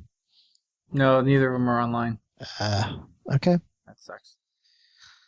Anyways, he says the first image in the concept trailer was a precursor. Don't know. I don't know. We don't know. Don't know. Precursor. If it is, then that's pretty. Whole thing. If there's a precursor in Halo 4, that's a big. I don't think big event. I don't think they would play that card this early in the trilogy. Exactly. Like I think they would hint at it at the end. Or definitely early in the marketing. Right. I think it would be something at the end where you would get a glimpse of the precursors and be like, "Oh, this is what we're going to see in Halo 5." Right. Like something lurking off in the shadows where the chief doesn't experience firsthand, but we playing the game see that it's there. I think it's safe to say we're going to see 4 runners in Halo 4. This is a whole trilogy. But this is a trilogy. We're not going to see Forerunners at the end of Halo. Well, this Halo trilogy. We'll see Forerunner tech for sure, and Forerunner tech. Enemies that are associated with the Forerunners, but I don't know if we'll explicitly see Forerunners. I think we're going to see Forerunners in Halo 4. I totally think so. I so think so. We got to say definitely, without a doubt. Well, yeah. Hey, because the only Forerunners. It's only good. But I'm still catching up on the books, but the only Forerunners are left are not a secret anymore. But how many Forerunners are actually left? There's some left. Yeah, there's some, but how many? Well, aren't Forerunners definitely the path of the story? I mean, looking at the terminals that we saw in Halo CE8, the Forerunners are shaped similar to us, so. Well, what's this planet, man? What's this Requiem? I don't know. Requiem is not. It's a shield world. Yeah, it's a shield world. know but that it's much. A new one. So we don't. On the other shield worlds, we know that so far there hasn't been forerunners on them of the other shield worlds. So this is a new one. All right. I don't want to. I'm gonna make a call. I definitely think we're gonna see forerunners in this one. My call is that we're not going to explicitly see Forerunners. We'll see Forerunner tech. We'll see Forerunner I think we're gonna see them early ruins, on. architecture, Like real. and maybe enemies that are associated with the Forerunners. But I don't. My call is that we're not going to see Forerunners explicitly in Halo 4. Okay. Make a. I make could. a I note mean, of I that could be one. wrong. We'll Because see. We'll see. In this episode, we made a stand. All right, let's do it this way then. I say we're going to see the Forerunner, physically see them early in the game in Halo 4. That's mine. Yours, you're saying what? Is that the Chief, in line, and the rest of humans, in terms of what the game portrays, will not see Foreigners. We might see Foreigners in like a third person, but I don't think the Chief will directly encounter. No, I think Forerunner. Yeah, I think he will. Okay. Yes, even more. I could remember they're also trying to bring this more down to a personal level with the Chief. The Chief will meet a Forerunner. That's my Maybe. That's my thing. I'm sticking to it. All Early right. in the game. So what's yours? Or am I convincing you? I'm honestly going to say no. I'm going to stick with it. Nice. Don't just if you feel it, just Last blurt level it doesn't out. count. Like if it's at the end of a last level, like a cinematic or something, that doesn't count. You know what? If there's going to be just to the little news we heard before about those two potentially Forerunner enemies, if we're going to run to Forerunner enemies, because we're going to eventually have to be friends with them, we're going to have to fight them first. Yeah. I don't know. We'll see. Okay. That's it. All will be That's revealed. all I got to say. That's all the information I have. Yeah, we'll see what happens. I'll take this next one since it's directly Podtacular related. Ninja X Fear writes in, will there ever be a Podtacular app for mobile or a mobile version of the website? Simple answer, yes. You want to take the next one, Kete? That's it? Yep, simple answer is yes. Oh, you working on it? Simple answer is yes. No promises. Oh my God. The Podtacular app. 20,000 hits on iTunes. Ryan McNeil writes, what's these little ones and twos? He has 2 submissions. So. Oh, okay. Do you guys think that we'll be seeing any of the web series at E3? And I just want to know what you guys think would be in the Legendary Edition. As for enemy to Halo 4, I'm hoping for precursors. And they would be insane to fight and would make the Flood look like pansies. Thanks. Let's just deal with that one. But kind of a little bit precursors that would fight. He's kind of talking about like even if we would fight Forerunners. Like we're going to fight. Master Chief is going to fight something. An ancient evil. Yes. So ancient. Yes. So ancient is precursor, maybe even evil, but ancient could also relate to Flood. But are we going to even have Flood in this game? Oh, who knows, man? That's what's so great about this. We have no idea. But they could bring back the Flood. It would still be okay to me. Yeah, but a lot of people would be silently cursing out 343. They would. I mean, yes, it would be the most epic plot twist ever being like reintroduced. But they can. But a lot of people would be yelling at 343. Fight the Flood. That's what people get pissed about.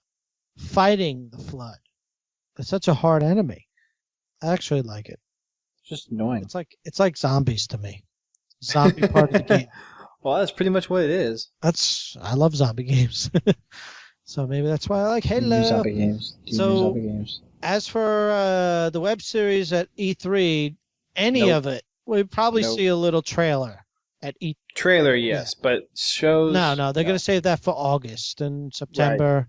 October. Yeah, or when it's October. premiering. Yes, all lead. It's gonna be week by week leading up to the launch. Yeah. That's if that's the way you do marketing 101 right now. You can't spread it out too much. It's just too much overkill, and Yeah, we might see a trailer, like you said. there's but- got to be something at E3 for Halo 4. Definitely. When is E3? Like- That's like 3 weeks It's like away, 2 isn't it? weeks away. It's like quick, soon. It's coming around the corner fast. Dang. So we'll have a lot of Halo. Oh, I know we'll what the be- ladies like. Oh goodness, he has his Sergeant Johnson soundboard already. That's a little loud. This thing I pulled up. It's terrible. You want to read the second part? Feel free to admit the first part of the second part. Don't make me take off my belt. I don't remember hearing that one. I know there's so many lines of Halo you don't remember hearing. There's so many lines of dialogue. But go ahead. The next one. Read the next one. Okay. Yeah. Damn Obama. Damn Obama followers. Oh, Daft Punk is not here. I mean, DaftLink. You guys do an awesome job with the show and keep things fresh and entertaining. The only thing I should suggest is just having more people, kind of like the Waypoint moderators do theirs. It keeps conversations flowing a little better. All in all, guys, I love the show and keep fragging trucks. You know what? So more people. The Waypoint. I mean, I agree. the mod- It's just sometimes it's hard to get people on sometimes because sometimes the scheduling on this is kind of wonky depending on schedules. Well, they do a They do a show like every 2 or 3 weeks, Yeah, which is but they- easier than for us where we do it every week. Yeah, but they're also all the moderators. You know how easy it is to get all the Yeah. moderators together to talk about the same thing? I'm not taking anything away from the modcast. I think it's an awesome idea. I love that idea. I love the fact that they have a podcast. The modcast. Yeah. It's awesome. It's a great idea. Beep. Yep. Well, at least I'm cueing you. Oh, you've already missed a lot of other cues then. So, yeah, I think it's a great idea. I love the modcast. But, yeah, you know what? They're definitely going to do a better job. Well, what do you I mean, mean? with when they'll do a better job in what he's pointing out here. Like, Well, they keep conversations flowing. I mean, Well, when it's just you and me right now, it's kind of hard because we don't have. I mean, once we get talking about something, we're like, yeah, and then I like just the kind of three-ring stops. circle. The three people is good. 3 is a good number, Three's a good number. It flows. It circles. It does circle around. but there are times when 3s can halt. Yeah. I think I am finding that even more is better, and that's more what I was talking about before. The only thing that you have to have a problem with is when you get with more, and that's my grammar. Blech. The only problem is when you get 4 or more people, sometimes you have people start trampling over each other, and you have to have a really good moderator. Yes. And Are you a good moderator? I'm not the best. You know what? Screw you too. Screw you too. Yeah. All right. Next. Next Wonka is Donkathon. Yes. Yes. Go for it. Hey guys, I'm enjoying the podcast. Listening to you guys shoot about Halo helps me improve my time on the job. So thanks again. Anyway, I thought I'd give you my 2 cents on Forge improvements from your Speculatory Ops podcast. Forge is missing a few key options that I think would vastly improve its usability for everyone. They are 1. An undo option. Yes. Yes. I think everyone wants that. Yes, I'm not even going to finish that. Chains of linked items. Chains of linked items. Yeah, I see where he's going with that. No, that makes It's like that'd be nice. It's like grouping track. objects. It's just you just let me link these all together, and if this doesn't work out, if this track doesn't work out, and I'm not even a forger, and I can completely understand what he's talking about. Copy and paste. That's obviously. They don't have copy paste now. No. That'd be really nice for making like symmetrical maps. I still give forgers credits. then. Jeez. They don't have copy paste? No. Oh my god. What they need is, and this kind of is expanding on what he's saying, but being able to group items and then manipulate those items as one item, as one block. Right. So you can rotate or invert or mirror or flip items. Right. And forge pieces. That'd make building maps probably cut down production time by about 75% for some maps that get made.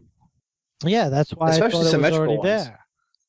I mean, you're talking about a griffball court. You only have to make one quarter of the court, and then you can just copy paste the rest of it around. You're done. Yeah, pretty much. I thought that's what they were doing all this time. No. Jeez. You're talking piece by piece manipulation. I knew there was a lot of options in Reach. I just thought that would have. No, Forge, you have to be dedicated. Yeah, I drifted away. I saw all the options in Reach Forge, and I also drifted away in Halo 3 too. I didn't, I only did a little bit, and it was fun, but I wasn't going to build again. I only did it like 1.5 to 2 times. Poor Kete. I'm not a forger. I was when I was a kid, but not in video games. I don't have the patience. Right. I want to Forging takes a lot of effort. A lot of time as well. Well, no, I don't have that the creative. That I think it's an artistic side that some of these guys have that I don't have. I mean, who's the person that makes all these maps? Like, he made Speed, he made Toilet Bowl, he made, What? A forger? Yeah, there's a specific forger that makes these outrageous maps that are so much fun for playing customs on. I'm out of touch. I forget his name. Starts with a D. Yeah, but well, there's lots of good maps out there. Well, this guy definitely. If those are that's definitely basic. Let me ask you guys this: I don't play Minecraft. Is all that stuff in Minecraft? What do you mean? There's all that stuff. Undo, chain of linked items, and copy and paste. No, it's not. Oh, really? No, it's block by block. That sounds familiar then. It does. All right. But so for he's building maps or stuff like that? Not that every forger wants. Okay, but thanks for the update. Donkathon. What Donkathon? What Donkathon? I'll be honest. Your submission was spot on. Are you going to finish it? Well, okay, copy and paste. Of course, you guys mentioned textures, and that's a biggie. I hope they definitely do not ignore. What does that mean? What are you guys talking about? So, with Forge World, everything is the gray, dull, okay, so hard on the eyes. And all that stuff. That was a big concern from the beginning. Yeah, so have something like themes, like you have an Earth theme or a Covenant theme set that you can do. Something like that. Something that would change the colors and make it not as hard on your eyes just looking at gray the whole time. Right. So that's where we were going with that. I see. Yeah. Okay. Okay, well, anywho, all right. So dreams. Next one. Yep. It's another freaking long one. Oh my god. All right. Goodness gracious. It is getting late. Yeah. It's 11:45, so we're just gonna blast through these last two and we'll wrap up the show. Okay. So Killer K34 writes in for podcast episode 289. Like the podcast, could have used a little more talk on Cortana's first interactions with Chief after the 4 years, 7 months, and 10 days. Dang, this guy is specific. Looking at it, she hasn't had anyone to talk to for so long, and she has to know the facts that she's getting to that rampant state, so she'll try to hide it. And we will be able to see her slipping up a little with some attitude towards the Chief. I would definitely agree with that statement. Yeah. She's going to be a little, she's going to be off. Right. That's pretty clear. He goes on to say, when you guys start talking about humanity and how crappy it is with the whole we kill each other and stuff. I'm sorry. Go ahead. Sorry. You have a very one-sided view. Humanity is so interesting to follow and watch interact with other species because of how they react. Humans and the aliens could have been allies and friends from the beginning, but the prophets decided that the species contradicted everyone and everything that their great journey and decided that it would break up their entire covenant apart if the truth was found. Side note, this is how Truth's name comes to be, since his entire upbringing to power is based entirely on a lie. He names himself the Prophet of Truth. Now, we may never be able to come together because our diverse and emotional actions, but this also lets us be able to bring together our diversity and assess the situation. In terms of the discussion that we had about humanity, we're still shooting and killing each other. So, yes, we could have been allies, but figuring that the Covenant came and started killing us, that kind of didn't happen. No. So, yeah. This is going. This is long, but it's also going. It's going. It's very deep in a lot of different opinions. We have a lot of good submissions tonight.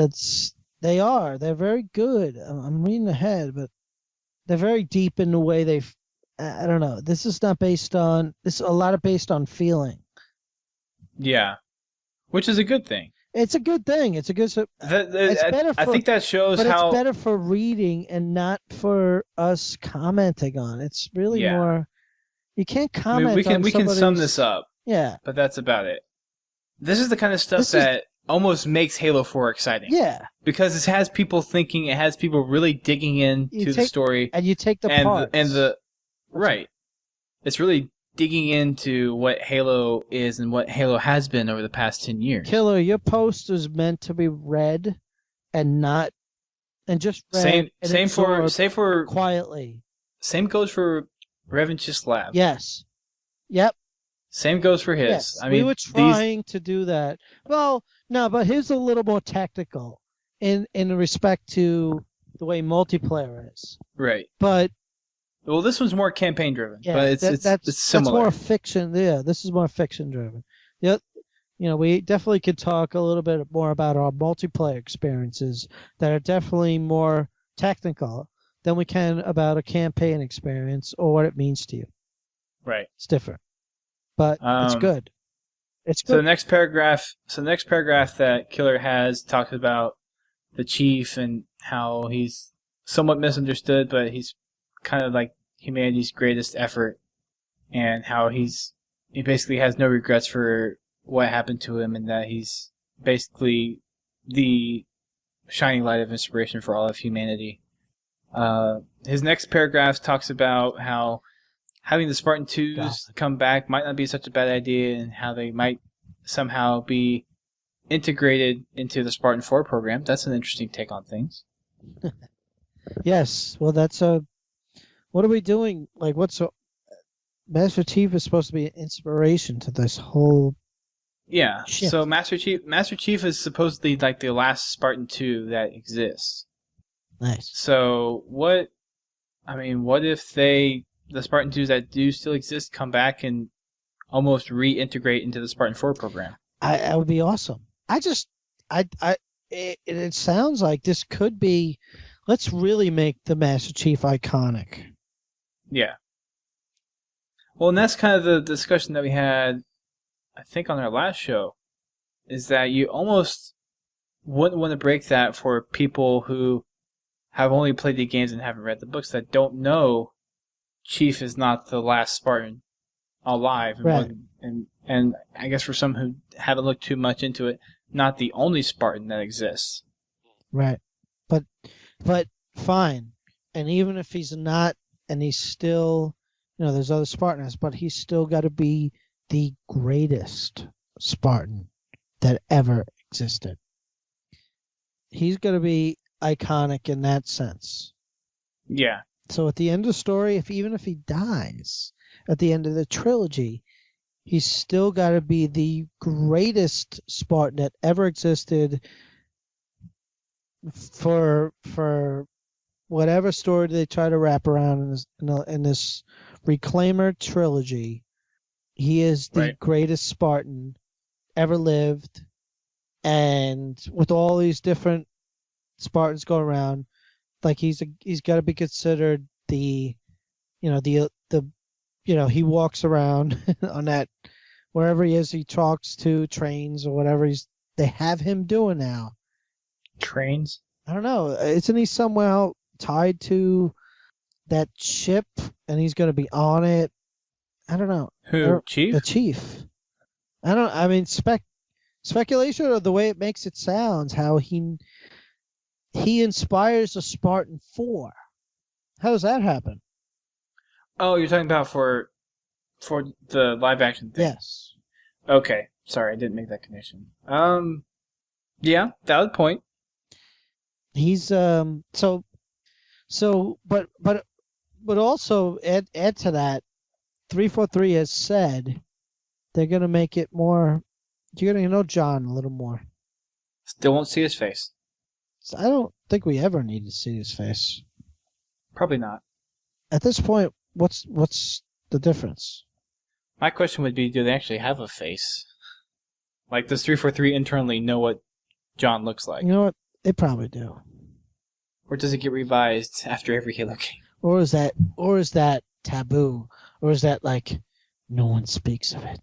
Right, yeah, something like that. Or just almost like Voldemort exactly. in the Harry Potter series. There you go. So, yeah, lots of stuff to see for the Chief. So, Killer again, good post, just long, and sorry for not getting the whole thing out, but we need to wrap this up. So let's get on to the last one, which is from Duty Bound. Duty Bound. Right ahead. Duty Bound's got some to say. Beep. You and your beeps. You're just trying to keep me on my toes, aren't you? I'm being good. Come on. The beep chart says otherwise. Sorry, I'm trying. I'm not good at it. I'm telling you, I'm not gonna lie. It's hard. Yeah. I'm from So, New York. How you doing? So Duty Bound has 2 submissions. The first one was basically he was clarifying something that he had submitted a while back about us not being up to date on our reading our books and stuff, and he feels that he needs to apologize. But I mean, from a personal standpoint, don't feel like you need to apologize. We are a Halo podcast. We are kind of expected to be somewhat knowledgeable about the stuff we talk about. So I didn't find your comment about not having read the books offensive or anything, but it was just something that reminded me, I run a Halo podcast. I'm probably a well-known Halo figurehead, and I should probably have read the books at some point. So don't feel that you need to apologize for stuff like that. Okay. It's that kind of stuff that I think makes the podcast better. Is your guys' constructive criticism, whether or not you like the show or dislike what we talk about, but it's just that feedback that I hope that you guys are willing to give us and help us become a better podcast. I'm trying to get a grip on this. What, the first one or the second one? No, for Duty Bound. So he's claiming you didn't read the books? Yeah. Or hold on. It's jumping around. Active number. Yeah, because he says in reality I haven't read the books either. So when I said that not reading all the books means that you're some answer to your question. So when I said that not reading all the books means that there are some answers to questions that you would have about Halo 4, I meant as a simple true statement. I did not foresee that comment as being an attack at you or any of your co-hosts. And I didn't see it as an attack, to be honest. It's like, yeah, that's true, and I should probably read the books. So, well, I'm just telling them that it wasn't a problem, and that, yeah, it was a good point to make out, and I'm happy that he made the point. Does that wrap it up enough? Yeah, hold on. I'm going deep into it. So I honestly feel you care about who listens, and I want to bring a quality podcast and website. So I apologize for saying any attacks that you felt I have done towards you. Basically, all sins forgiven. Yeah. So to speak. Yeah. And he throws his little story in there on how he found the podcast as well. Yeah, that's what I'm saying. Like, this is a brand new listener. Fairly recent, yes. And he's actually sent in quite a few things. So, but we will read his second submission. So in regards to Halo Keith, 4 if you want to take that, marketing, yeah, go for it. how much information do you personally want about the game's mechanics? How much information do you personally want? See, that's why he's writing in his other statement earlier. Kind of, it gets very wordy. I mean, just say it. He's just dancing a little bit. Do you personally want about the game mechanics? New weapons, storyline, enemies? Does the podcast force you to read about everything so that you can talk about it to us, but resulting in some secrets being spoiled for you that you really wanted? Or do you want to know every single little detail that you can know about Halo 4? Personally, I don't want to know. Sorry. What? Go ahead. Go ahead and finish. Personally, I don't want to know who the new enemy is. I could sum it up this way. I want to get every little scrap of information about multiplayer, but I don't want to really know very much about the campaign. So, yeah. That's a very fine line that we walk. And but there is a side of us... Has forced you to read? What is he saying? I don't understand what this guy... point he's trying to make here. Well, in terms of the podcast, you're expected to stay up on all the Halo news, even all the Halo leaks and stuff, and talk about it. Yeah. So, what he's getting at is there ever a point where you wish that you could just kind of ignore that and not have to talk about it on the show? On a show that expects you to know almost everything about Halo and talk about stuff that comes out about Halo. And the answer to that is, one side of me is like, yes, give me every little piece of information that I can possibly get. And the other side of me is, yeah, it kind of spoils it in a way. Is that what he's saying? Yeah. Okay, alright. He's basically saying, is it worth doing the podcast being spoiled about all the Halo 4 information? Oh, okay. Okay. I was just really confused. From a personal standpoint, yes, I would want that information. I think, and honestly, spoilers don't affect me that much, personally, as you stated it. Yes. I mean, I can have something spoiled for me, and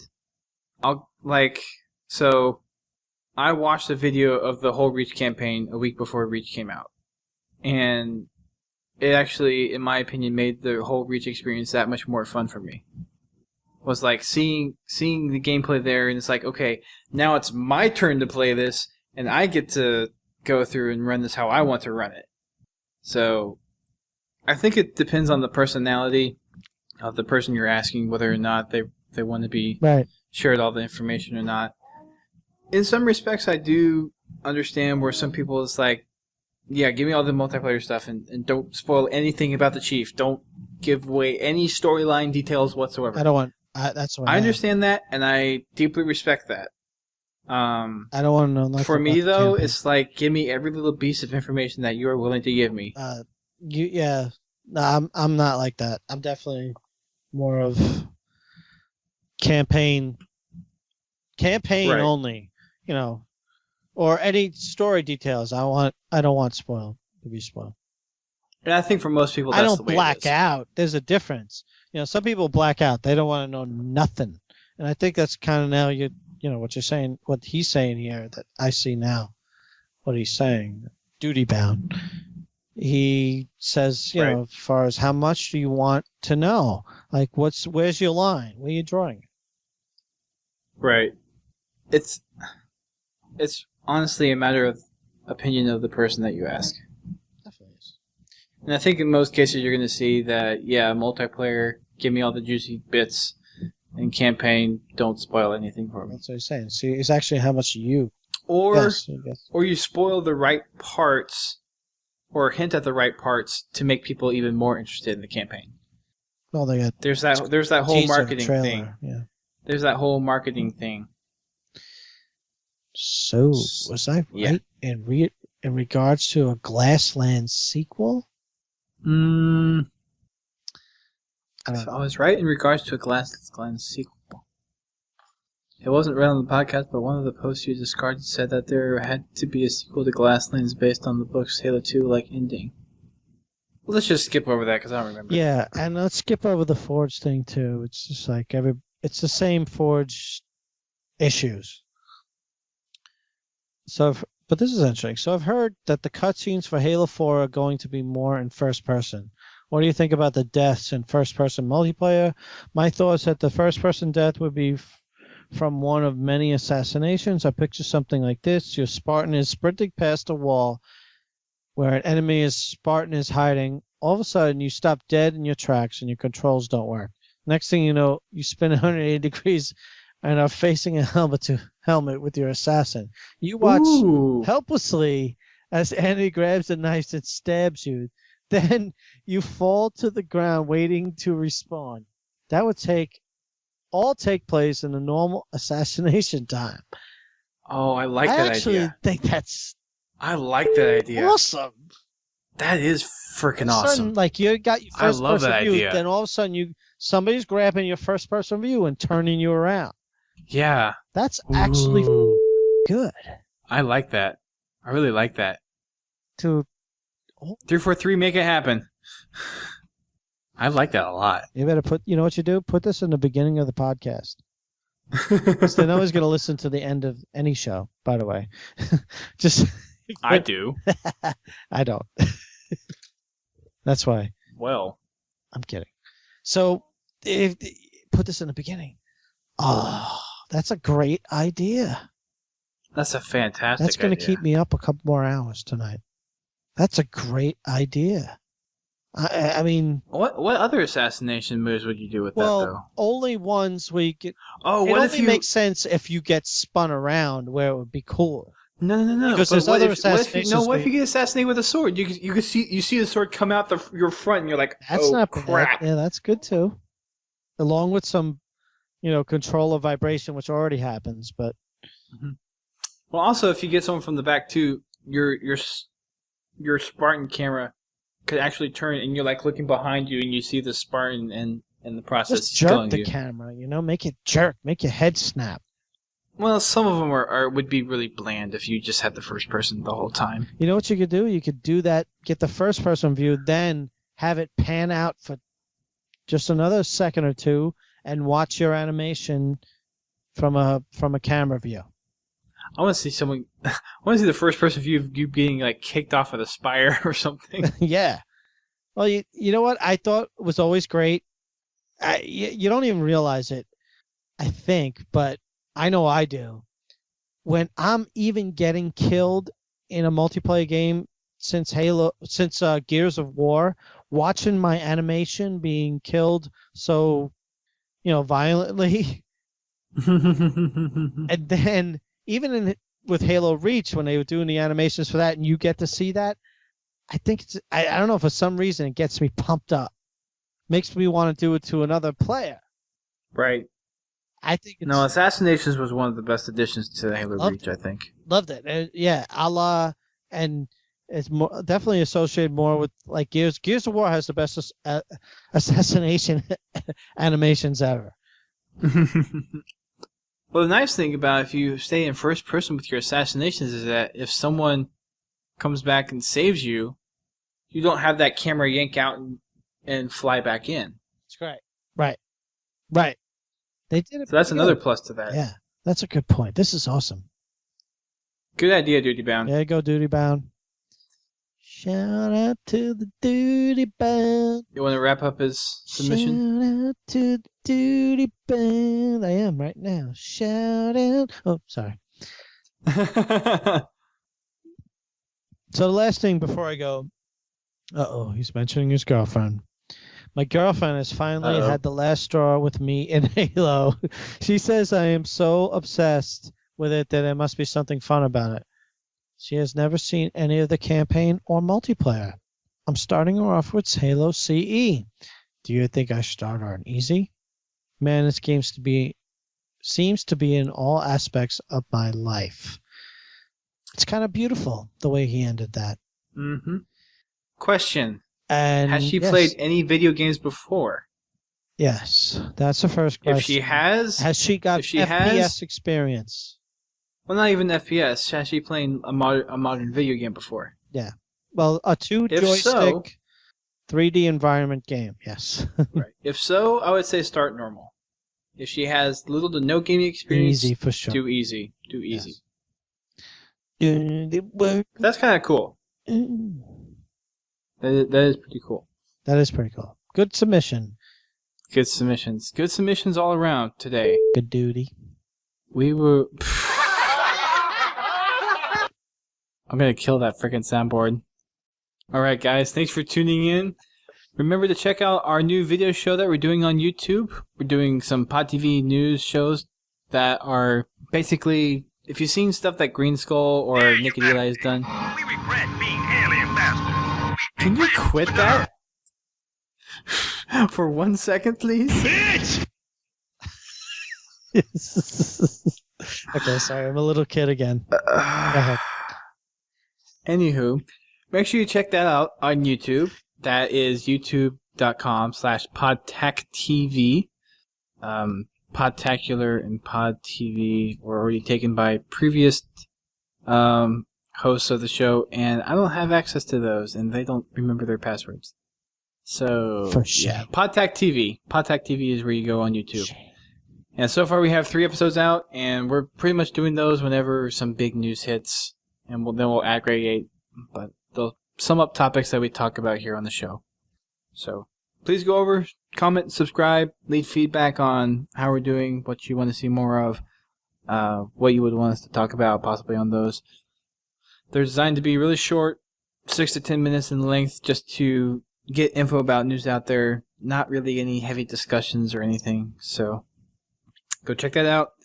Also, we have the beta forums up at beta.podtacular.com/forums, and we made some updates there last week.